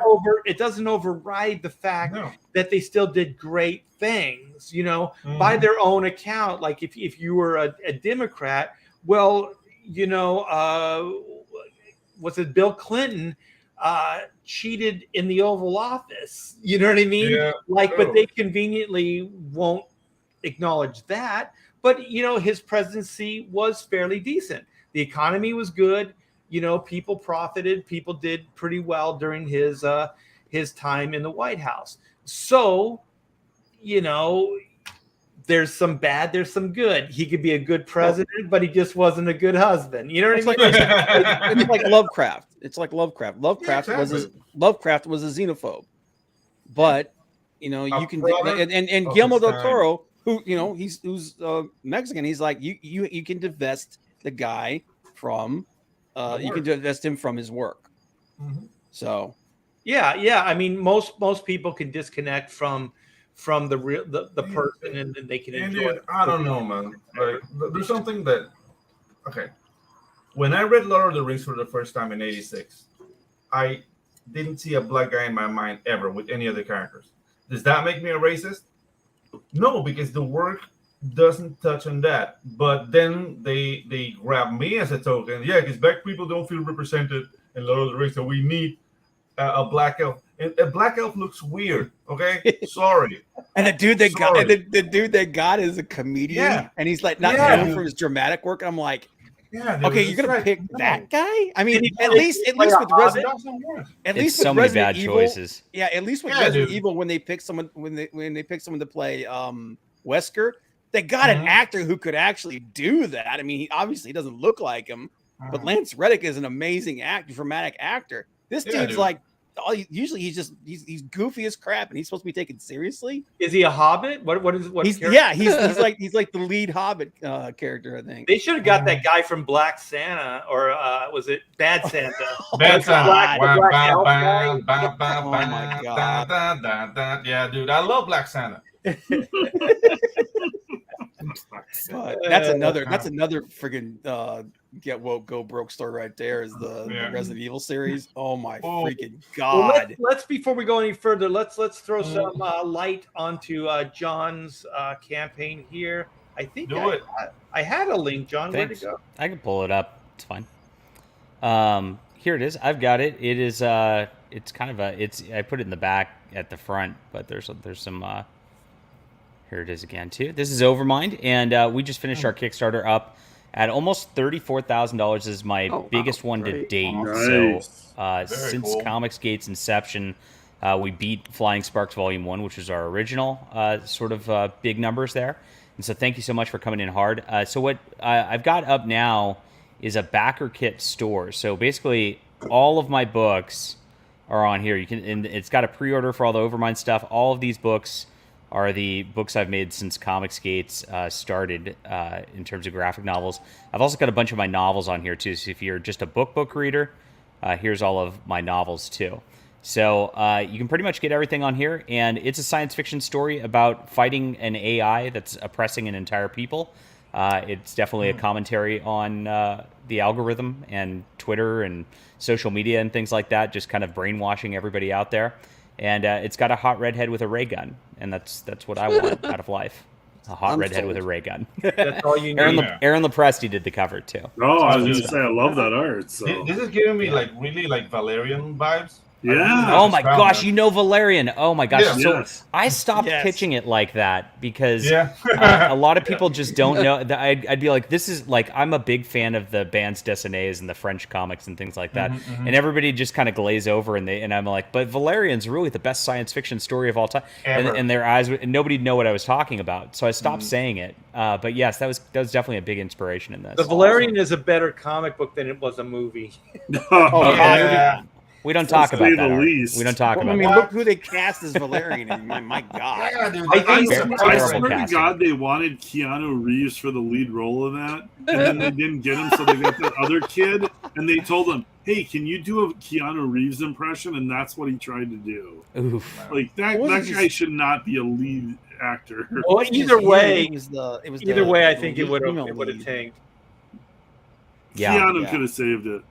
The thing is, I think the Valerian, my favorite thing about that is it is so serialized. Like, it's just one adventure after another. It's not like there's any big point to anything. There's no big plot. It's just kind of one adventure that just kind of bleeds into the next. It kind of got into a bigger plot towards the end ones, but not as much as like American comics. The French comics, the Europeans really want one story that's going to finish in the book that they're getting, and I'm actually going more towards that model now in my writing, because like I just feel like it's a little tough to ask backers to like, get into a story, and I of course, and then like a year later have another campaign that's a long time in between books. It's not like we're monthly in shots, so I'm definitely throwing everything into one story now, and then we'll use the characters again, and that way you can continue along like that. It's much more episodic. And episodic was kind of the way that all the storytelling in the 80s and 90s was anyway. It was better that way. It was just done monthly, but like the Europeans, it's a yearly model. So it is just like this: beginning, middle, and end in a graphic novel format, and then it wraps up, and then they go back to those characters, they go back to that world, but it's not the same story. There might be some reoccurring ideas or characters, things like that. But it's not the same story. And I'm going to do the same because, when I started with Comicsgate, in a naive way, I think a lot of us, since we were monthly comics guys, we thought, oh shit, we're going to be able to put these books out, every couple months, and then we can do these serialized comics, with dangling plot lines and stuff like that. But the reality is just there's so much to these campaigns that you're managing a whole comic company. You're not you are the CEO of a comic company. You're not just the guy who draws real quick and then passes it on. Right. So you've got to manage colorists and letterers and sometimes those guys slow things down a little bit. Printers, and then you got to ship everything. I mean, there's a lot that goes into it. It's a whole business. And some of us have to do all of it. I mean, me and Bancroft, there's a couple of guys that they were drawing, coloring, printing, more than just you guys. A lot of us are doing all of it. You guys are crazy, Camel. You guys are crazy. And the thing is I can see, and it takes time for everybody to learn this, but like moving to that European model of, the one book a year where your storyline is wrapped up. It's your same characters into the next adventure. Maybe you can have like a cliffhanger, but that model works better with crowdfunding and with the kind of stuff we're doing, especially when you're putting out a bigger book. Yeah, this is a I can't- website that people aren't used to seeing so much around these parts, but I really like BackerKit. It's a cool website. Yeah. And I so, always wanted to use yeah. it because my first 2 campaigns were Kickstarter, and so I had thought about it, but it's just so much energy to look at this. It I don't is, know how but you guys do that. I'll crap. talk to you off air about like the benefits of it, like on the back end, just for us, especially with a back catalog. Because you can just throw your entire back catalog up there, and it helps. I find that every campaign I use with this, I get a lot more sales of like my old books, which is kind of cool. So Yeah. Now, what's the traffic for it though? I mean, is it none. It's just what I direct to it. Yeah. Oh, okay. So All yeah. right. Most I of was wondering, like, what the it was crowdfund campaigns, like Kickstarter, like to think like, oh yeah, like we're bringing people to your site or to your campaign. They really didn't. It really is just what you can bring to the campaign yourself, and that's the long and short of it. So let's start trying to wrap this up. So where do you think like one of the things we do on Pontificators is we talk about the subject, which is don't, Bob. Okay. Yeah. Well, we can get into like as your parting shot. Yeah. So is we like to bring up, you know, a topic, but then we also like the pros and cons of it. So we have, you know, non-woke comics. Are they the future? So do you guys feel, and I'll just do a round robin, do you guys feel that like what Comicsgate is doing right now, this whole kind of like groundswell of independent minded people that are kind of like, I don't know if we're that, if it's that grand, like we're trying to steer the ship, or if we're just trying to create a niche for ourselves, or if we're trying to save the industry, or, you know, if these things are just going to be a byproduct. But do you feel like projecting into the future that this is like, where is this going to go? Is it just going to stay the same? Do you think Marvel and DC are going to get some ideas and maybe, you know, course correct? Where do you think the future of like woke comics versus non-woke comics is heading? So we'll start with you, Clint. Okay. I thought you were going to start with the new guys, but yeah. Why would I do that? I think it's clearly obvious that we've created a new market. There's a new market in indie comics. This did not exist 10 years ago. What's going on with Kickstarter, what's going on with Indiegogo, and especially what's gone on with CG and Indiegogo. This is a whole new market of fans that have been ignored by Marvel and DC because of their woke agenda. I don't think anything is going to change at Marvel and DC unless they get some sort of like corporate restructuring, like Discovery coming in and saying like, you need to make money. Until somebody comes in and says that you need to like actually make money, Marvel and DC will stay the course of what they are. There's too many SJWs that have wormed their way in there. So that's not going to change. And God bless them. Let them keep doing it. I saw Eric July post about the Spider UK character and said, yes, I used to bitch about this 5-6 years ago. Now it's like, I love seeing this because guess what? You're just sending more backers my way, more customers my way. Customers, comic book fans, they're sick of this shit. They're absolutely sick of this shit. Yeah. You can see it anywhere. Like even the people that are maybe consider themselves woke want to read good comic book stories. The only place to find good comic book stories are what we're doing right now. Marvel and DC, it's pure shit up there. So I see, I can't predict the future. I see this building. We've been building for 4 or 5 years now. And I look at my sales, they're just going up. It's going to keep building. There's going to be more fans that hear about it. When Comicsgate is trending on Twitter, which Twitter, you know, the SJWs hate Comicsgate. Like it's, you know, we're winning. Like the message is getting spread. Buyers of comics like good stories, and this is where you get them. So I don't see an end in sight. I just see, like, I want to put out comics faster. I want to be able to draw faster. That's all I want to be able to do. Like the future looks bright from Comicsgate. Well, how about you, Dr. President Moon? Where do you chime in on this? You think President Dr. Moon? No, I put the doctor before president. Well, I think it's an interesting question because you have to think about, like, once upon a time, comic books were made because they were the only means of telling a story.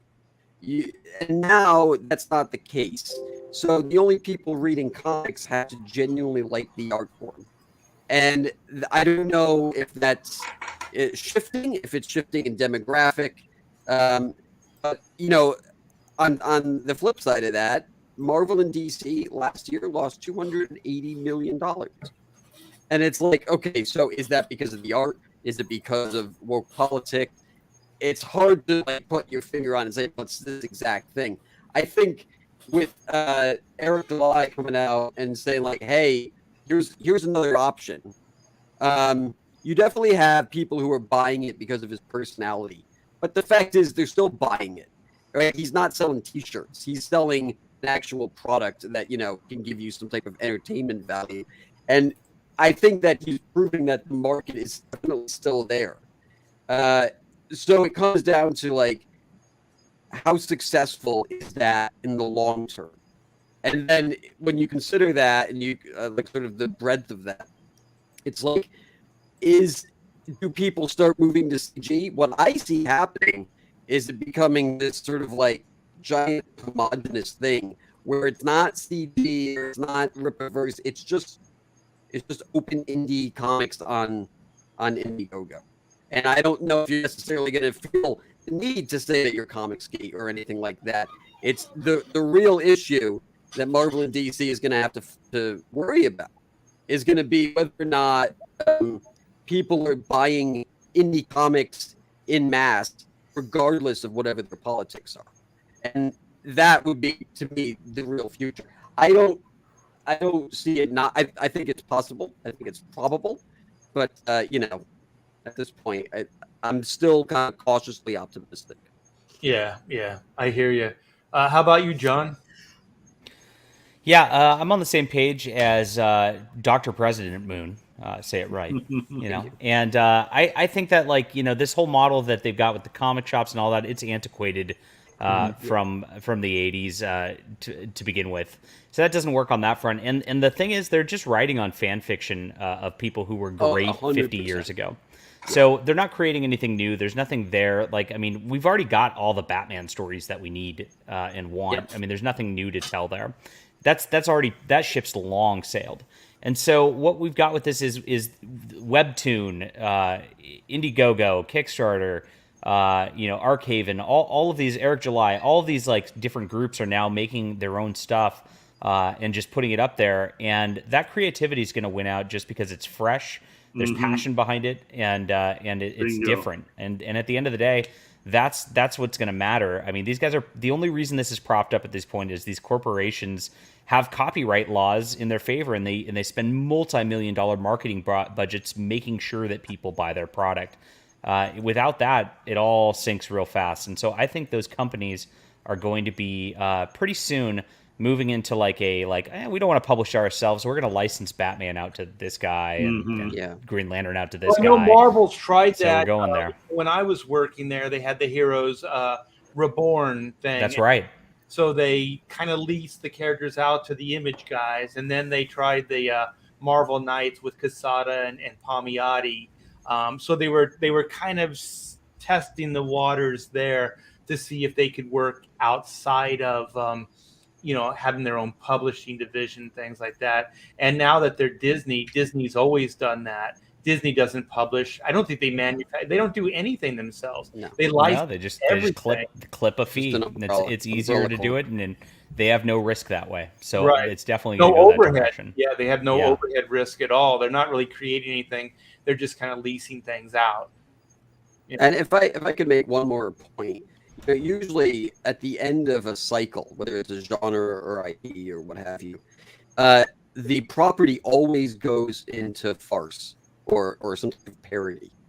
And so we're seeing a lot of that now with a lot of these mainstream things, whether it's the Harley Quinn show where they're making fun of Batman, or that Star Trek thing where they're making fun of Star Trek, and so that to me represents the end of the cycle of all of these things being known properties. Like you saw it with Westerns.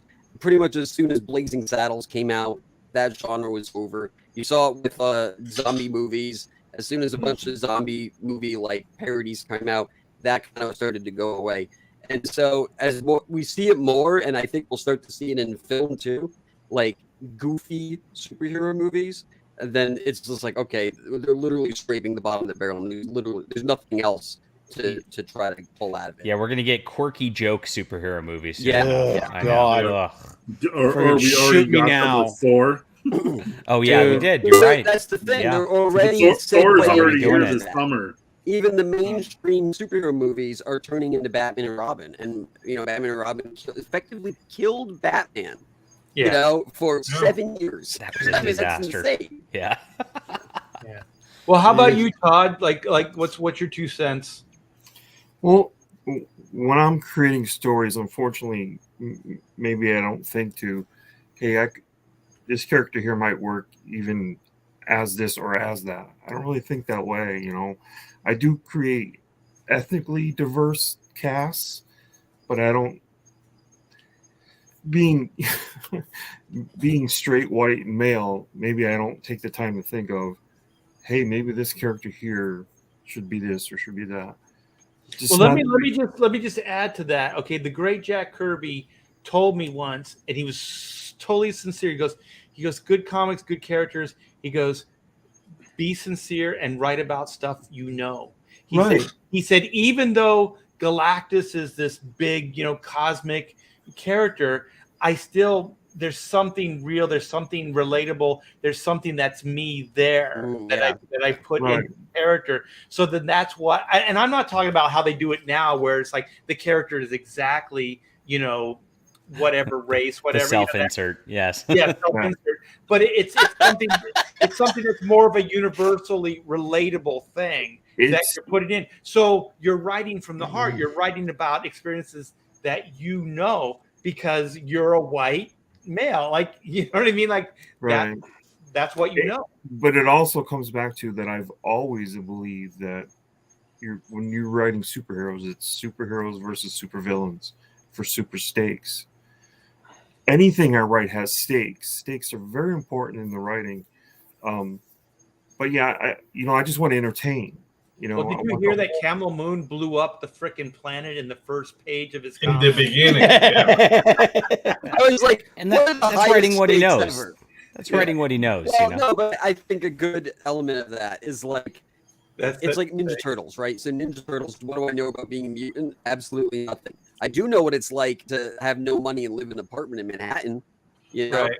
And so, like, those are the elements, the human elements that you can attribute to the characters and the scenarios. And that's what I do with Boots and Heels. It's just like they go to these different places and they kind of feel like you feel like you are there. And it's mostly places that I've been. So I can tell you what that's like. And also the relationships are real, Mm-hmm. And so, like, there are elements there. And you would see this in Claremont X-Men all the time. It's like, the mutant powers didn't mean anything. It was about like the subtext and what was going on with the characters. Yeah, behind the scenes. So sorry to interrupt you there, Todd.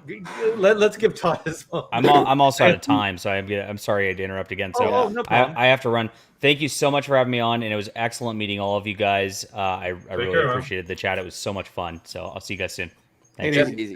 Take care. Take care, John. So getting back to it is, the idea of either the characters will kind of either tell you where they want to go by virtue of the story they're within.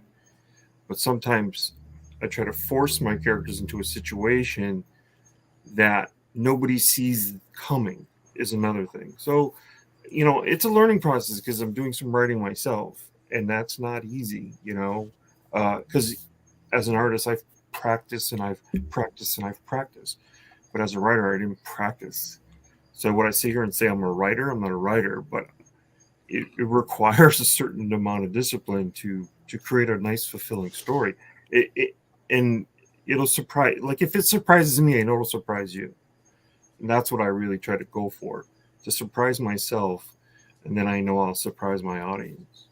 Very cool. So we're out of order now. So Pedro, give me what you think about the topic here. Well, I see an evolution, and I mean, as a good Latin American, I'm a pessimist, so I'm waiting for Marvel and DC to die completely and utterly. Yeah. But as an artist, we have to evolve to become entertainer artists, and I think that's the name of the game now. It's not just like, oh, I'm a great artist and I can draw. It's like I got to entertain people. I can call people attention to my product. So in the following years, whether we're still working with Indiegogo, coming up with our own platforms, or maybe a new platform comes about, the communication channel with the customer is what's important. And I think Eric July is a perfect example of how having a robust communication channel helps you with sales. I know I'm a newcomer. I'm yet to fulfill my campaign. Like I fund it, but this is my first book, so maybe my opinion is not that much important as yours. But I mean, it's the way I see it. Like the people who are successful is people who have strong communication channels with their customer base. It doesn't have to be tens of thousands of people. You can keep 1,000 people happy and do really well. You know Well, what let I me mean? just ask you then. Okay, based on that, what if it was a woke comic? Oh, if it was a woke comic and you find your woke customers, you will sell your woke comics. But the thing with Okay, woke good luck. creators, they are just miserable. Yeah. You know, so a miserable person is not entertaining. It's like, okay, what am I mad about today?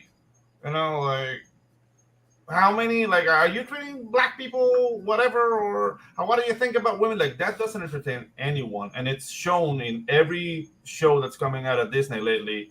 All the movies, I mean, Top Gun just mopped the floor with everyone because they're not preaching. So Right. it's So obvious. then the Not rule entertaining. still would apply. So even though if they had a really successful platform, but they were Mhm. woke, people would still probably tune out because it's obnoxious. It's Mhm. like nobody likes to be lectured to. Nobody Yeah, likes exactly. to be preached to. Mhm. Nobody likes to be judged like that. So, if your comic is basically, taking a shot at the viewers or the readers, Yeah. constantly You're saying done. you're a bad person if you believe this, or if you like this, or if you like that, or don't like this, then yeah, it's going to be very limited. I mean, it might find an audience, but it's going to be a very limited audience because in no way, shape, or form is it a general, relatable story. And also, it will be an audience that will turn your back on you the moment you say something wrong.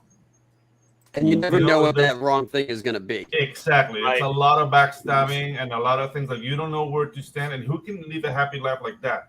Like maybe Marvel and DC will never die, but I will never want to work for a company that will get my $100 sketch and make a cover out of it, and then I have to rebuild my image again because like, oh, that's your cover. Like, no, those kind of movies. That's just disloyal. It's petty. And she just did that digitally, so she can't even Mhm. sell the original artist. Like this Exactly. was a Marvel cover. It's Yeah. ugly, man. It's absolutely criminal because they're using it for something else that they're generating money for.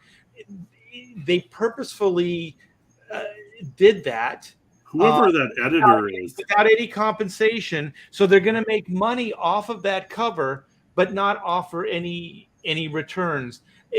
It's criminal, but I don't want to get too derailed right now. I want to see what Bob has to say about the topic. I mean, we've talked about this multiple times. I think everything has to evolve. I don't think Marvel and DC are ever going to completely go out of business. No. But they're going to have to evolve. They're going to have to change. And evolve as in go back to kind of good G versus E storylines, like the old characters. The original. They're just not going to have the option to do this stuff anymore because they're not going to be able to financially pull it off. They're just going to be a lifestyle brand. It's just going to be DC makes Batman shirts and they make toys and that's it. Like, remember the quaint old days when they used to make comic books? Oh, that's great. That's horrible. But I don't think. Yeah. They'll do reprints, trade paperbacks, maybe, but. It's just there's so much competition for that entertainment, your entertainment, dollar now. Yeah. So, and it's just gonna continue to go that way. It's eventually going to become a niche thing, and I think they'll put out fewer books. I mean, and if they want them to be lucrative, they're going to have to change the way they look at things. Yeah, As I far think as Marvel. Yeah, I think Marvel's existed the last 5 to 8 years based on being an IP farm. I think they've been trying to groom a new cast of cinematic heroes with Riri and all of this other stuff. So because the one thing that they have to deal with in a cinematic way that they never had to before is that these are real people and they're going to age out. So Chris Evans is not going to be able to play Captain America for another 10 years and look viable. So they had to figure out how to basically bring new blood into the cinematic universe, and they used Marvel to do that. But at this point, they even have those replacement characters. So they don't even really have a reason to keep Marvel around for an IP farm. They have all the stories they need. They have another 10 years worth of characters that they've created. You know what I mean? Whether it'll be successful or not, that's another thing. But like you said about it becoming a niche, that's most likely what's going to happen. And then, like Camel said, then it just becomes an IP farm after that. Yeah. And I think you're already starting to see a little bit of that, Yeah. Because they're looking at their comic division as being less and less relevant. Yeah. Yeah. So, well, what I would like to add to it is that when I got into the industry almost 40 years ago, there was doom and gloom. Everybody was like, the comic industry was dying, blah blah blah. But the difference then was that the editors were taking chances with the talent, and they were turning to the talent and saying, "What do you guys want to do?" I mean, in the case of Marvel in the 70s, this was a little bit before my time, but when the sales started going down, and this is the industry I inherited, later, was like, what do you guys want to do? And that's when Ghost Rider, Iron Fist, and Brother Voodoo, and Son of Satan, and basically a lot of the supernatural characters, were created. And now we look at them as iconic, but that was a Hail Mary pass. You know what I mean? That was Marvel just going, whatever. But the difference was they were turning to the talent, and they were saying, just create something that you want to do. And so these were almost like personal, you know what I mean? Like Marv Wolfman and Lynn Wein and these guys were then just creating, Blade, and they were creating these characters, but they were almost like their own. They were almost like indie characters, you know what I mean? I don't know what kind of business dealings they had, but at that point they did it. They created these characters, and guess what? They revived, they put a little bit of life and energy into Marvel, and then it kind of slowly built up again. But all the way up to the late 80s, I was working for page rate. There was no money in it. Like, I was working on Adventures of Superman. I got a $70 royalty check, every month. Wow. That's nothing, right? So it was pretty much doom and gloom. And we used to have conversations, like when Wizard came up, and I'd have conversations with Mike Carlin, who was the Superman editor and later became like editor-in-chief at DC. And I was friends with Bob Harris, and we'd have these conversations too. He later became editor-in-chief of Marvel. And I was like, you can't get these books on the newsstand anymore. Yeah. Like they were going direct market. They were just selling them directly to retail stores, and that's when they called it the direct market. And then the newsstand, they just discontinued.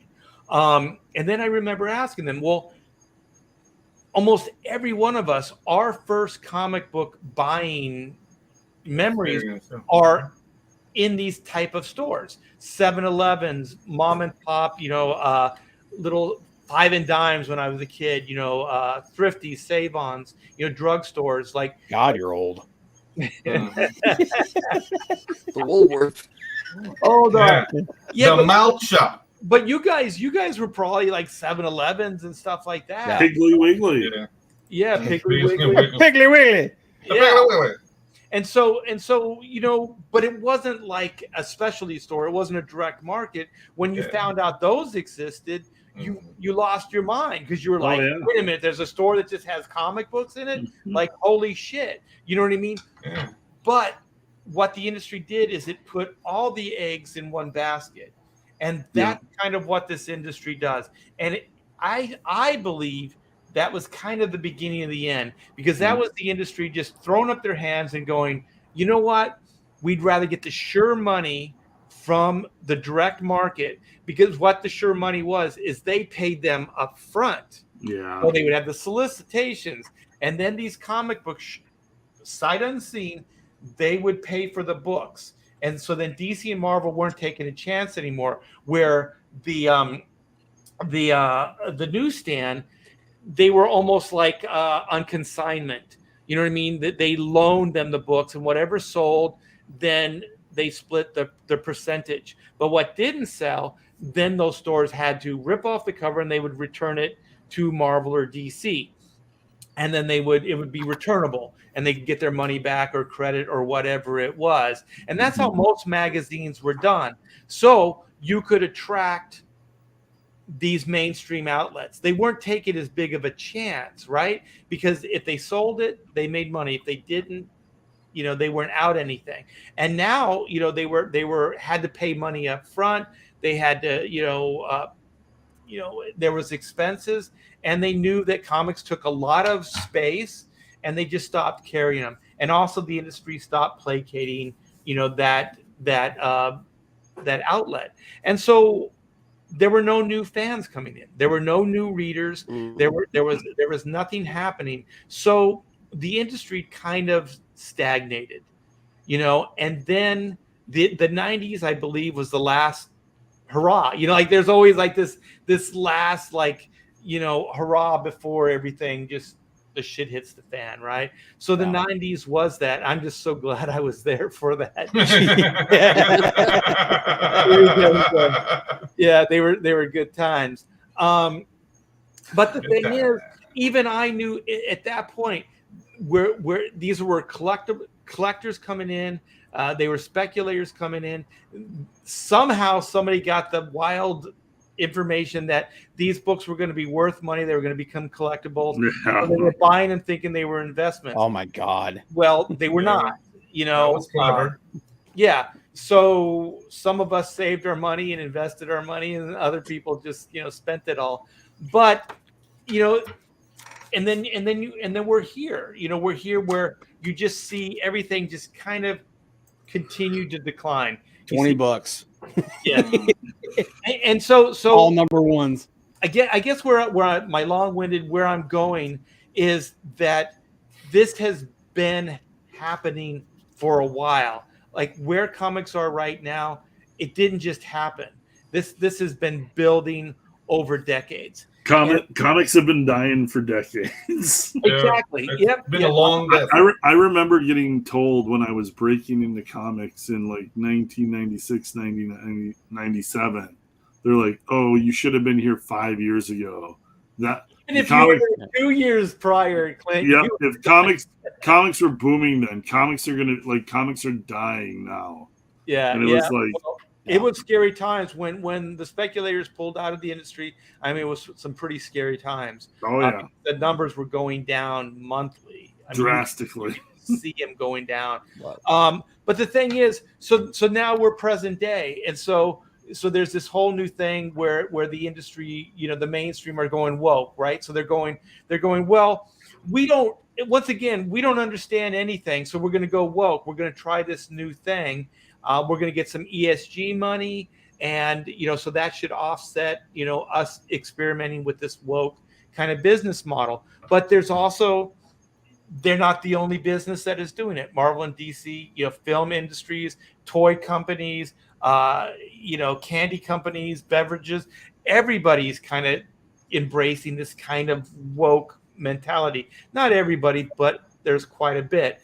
So then, we're at the point where, they're trying that out. And now we're starting to see the fruits of that. And thank goodness, I think that we're starting to see that it's not working. Like the woke stuff isn't working. That we're starting to see the returns aren't, paying off for them. And so then Comicsgate is a great alternative. It's fun. It's interesting. I hope we're attracting some new readers to the art form or to the hobby of reading comics. But back what somebody said earlier, there's trends that happen. And I think that Comicsgate and doing what we're doing, if we can keep continuing to be successful, we have 10 years. So we're kind of reaching that halfway point. And if we can continue to kick ass, we got another 5 years. But what I want to say is that no matter what happens, at this point in time, when the history book is written, CG is going to be there. It's undeniable. It's fucking undeniable at this point in time. So the naysayers can say whatever they want, but at best, there's going to be a footnote. At this point, it's going to be a footnote. In the 2020s, there was this little fledgling. I don't even know what you would call it. Consolidation, friends hanging out, whatever, and publishing. Well, putting out their own books. It's a gathering.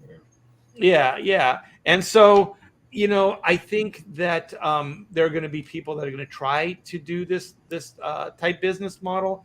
I think there's going to be a lot of failures, and there's going to be a lot of great successes. There's going to be like the Ethan Van Skyvers. There's going to be, the Eric Julys, all of us here. I mean, a lot of us, average, campaigns now are doing 30 to 50K. That's as good a segue as I got, as I'm sharing. Pirate Queen just got a bump, and I'm sharing. So we just broke 47,000. Wow. Yeah, Nice. Very cool, that's me and Mandy Congrats, Summers. Man. Pirate Queen issue 2. Power boobs. This book is finished. Mandy is right now like busting her ass shipping out all of. Mandy's killing it. Mandy Summers is absolutely killing it. She is busting her ass shipping out all of the Jack the Ripper Vampire Hunter. And the reason she's shipping that out so fast is so that they can launch Jack the Ripper 2 and we can start shipping out, because Pirate Queen is finished. That book is going to the printers and Mandy will be shipping that book out next.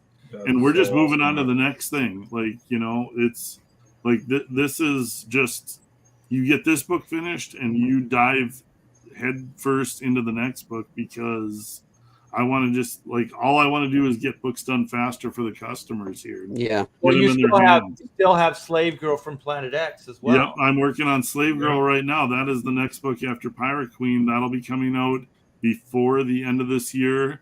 And then me and Mandy have a little something planned for later this year. So, Yep, lots of good stuff coming your way. If you haven't checked out Pirate Queen Book 2 yet, you can still back it. It's in demand, but we're going to be closing it down soon and shipping it out to everybody. So just a little shout out there for Pirate Queen. Well, very good. When are you going to launch Dr. President Moon? Probably some. Yeah, sorry, I didn't interrupt you. I got to take off. Someone's yelling for me. All right, Bob. Take care. Thank you. Have a good night. Yeah, we're going to wrap this up too. Yeah, no problem. We're launching probably sometime this fall. Everyone will get their Hail Salad books in, which I have somewhere. Oh, here they are. Oh. Yep. So just up these in. Look how beautiful that looks. So if you ordered this, fancy, right? And because Fresher Luke was here, let me show this up. This is just cover proof. So this was the Narwhal cover with the Fresher Luke back. So you get that cool hollow foil kind of look to it. So we'll be launching in fall.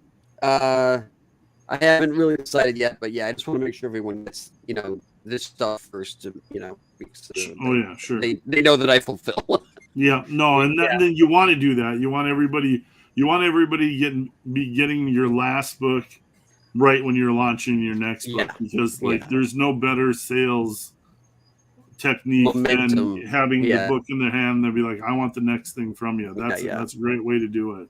Yeah, I mean, it's reputation, right? You got a good reputation, fulfilling.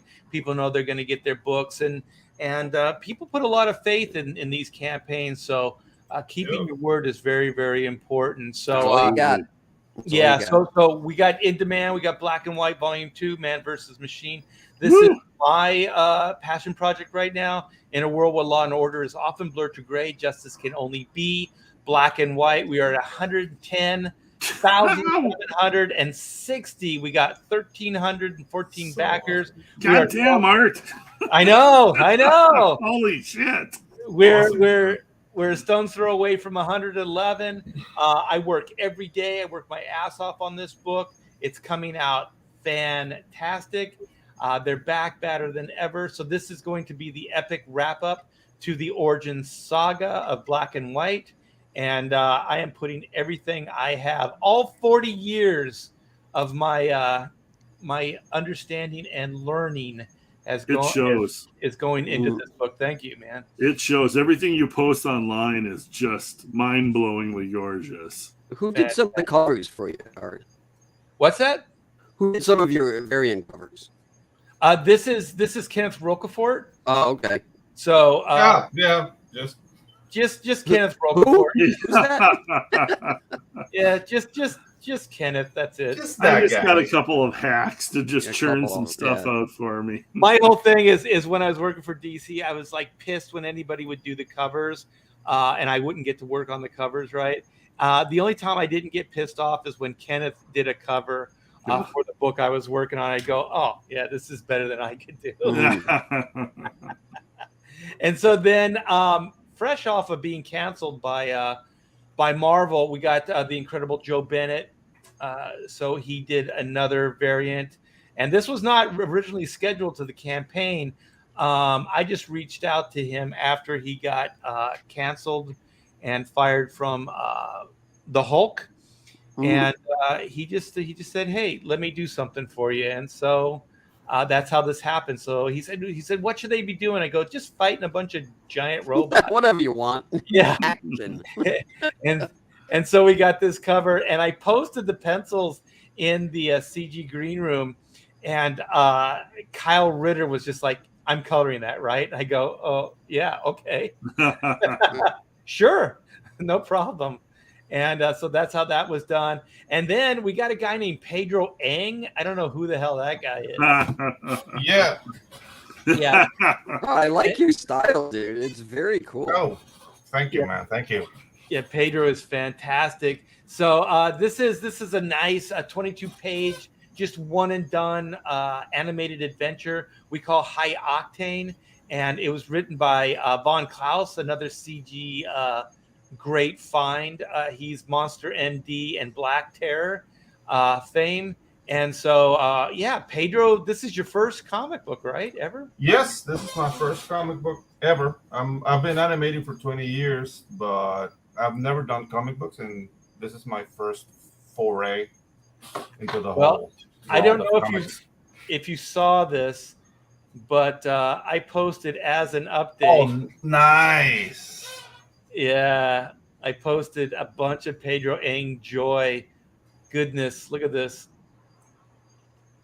So freaking cool. Yeah, I'm so flattered, man. The way you came up with this style, the storytelling, everything is just so freaking awesome. So this is Pedro, and this is his first comic book work ever. And this is his pencils, inks, and coloring, you guys. Wow, that's great. Yeah, he is a one-shot artist. So yeah, there's a few of us. Yeah, that panel when they're running up the arm of the robot, that first panel there, Pedro is freaking inspired, man. I mean, I had a lot of fun doing it, man, and the script was so good. And I don't know, like I hate you, like with the layout, like in 2 weeks, like it was like, yeah, okay, I'm done. Like I don't know, it was. I really love the process, man. Yeah. You're like, I'm I gotta really- do this. Yeah, like I'm used to working like in big units, like working with 7 people, and then like our director comes in and is like, that's not what I like, and he leaves for weeks. This was very refreshing because it was more like hands-on. So, dude, I loved it. That's not how I work, right? You found out that No. that the hard. I'm like a taskmaster. Yeah, so there's that. This book is there's a tier for it, so you can back the high octane. If you haven't, please do so. And then here is a pretty killer update. This is Stefani Renee's coloring work over my pencils and inks. So I think this is coming along great. Yeah, it looks great. Yeah, he's fantastic. I worked with him years ago on Chrono Mechanics, and I didn't know he was the same Stefani Renee, because I think at that point he was calling himself Renee Stefani for some reason. And so when I saw his name, around on some of the Comicsgate projects, I was like, holy shit, I know that guy. Mm. Yeah, so he does great work. So you guys, all the links are in the description, except for Camel Moons. I didn't know going in what that was, but I think Bob was putting it into the chat, so it's floating around there somewhere. And that's for his pre-launch book, and it looks fantastic. So I want to thank everybody on the panel. You guys are fantastic. We haven't done one of these in a while. It was awesome seeing you guys. I'm glad Clint's feeling better. I'm glad Pedro is at home in one piece. I'm glad that Todd could show up. I'm sorry, Todd. I'm sorry. And our special guest, Dr. President Keith Moon, drummer of the Who, OD'd in the 70s or whatever. But he's back. He's back with a vengeance. Yeah, he's stronger than ever. Keeping the moon safe for camels everywhere. Yes. Was elected by all the camels. Yeah. And thanks to everyone in the chat for hanging out. I know there was a lot of competition. I know that Shane Davis is closing out his book. And I'll probably, if it's still going, I'll probably end up hanging out there after this. And thank you guys so much for the super chats. You guys are fantastic. We hope to see you next week if everybody can stay healthy and no traumatic experiences like I don't know, what would you call it? Just riots? Pedro? Whiskey riots. Whiskey riots. The whiskey riots. Yeah. That makes it sound sexier. I'd like to be involved in some whiskey riots. It's like prohibition or whatever, yeah. No. Like I use substances to pass it by, though. It wasn't that traumatic to me. Like I have to say, like I only have good memories about it. That is good. That's good news. That's good news. Well, very good. Oh, go ahead. I'm still saying there's a movie. That's like a movie script, man. There's that's definitely a movie. That's like the party adventure movie. It's like, oh, I got stuck on the only freeway going through my country with this hot chick and a whole bunch of weed. Well, there was riots and flames, and everybody was drinking whiskey. It was a really good time. Yeah, well, you have a great title because Whiskey Riots is Whiskey Riots, man. That's the perfect name for a movie right there. Yeah. Well, I'm going to go and Pedro, you start writing that, and we will see you guys next week, hopefully. So take care.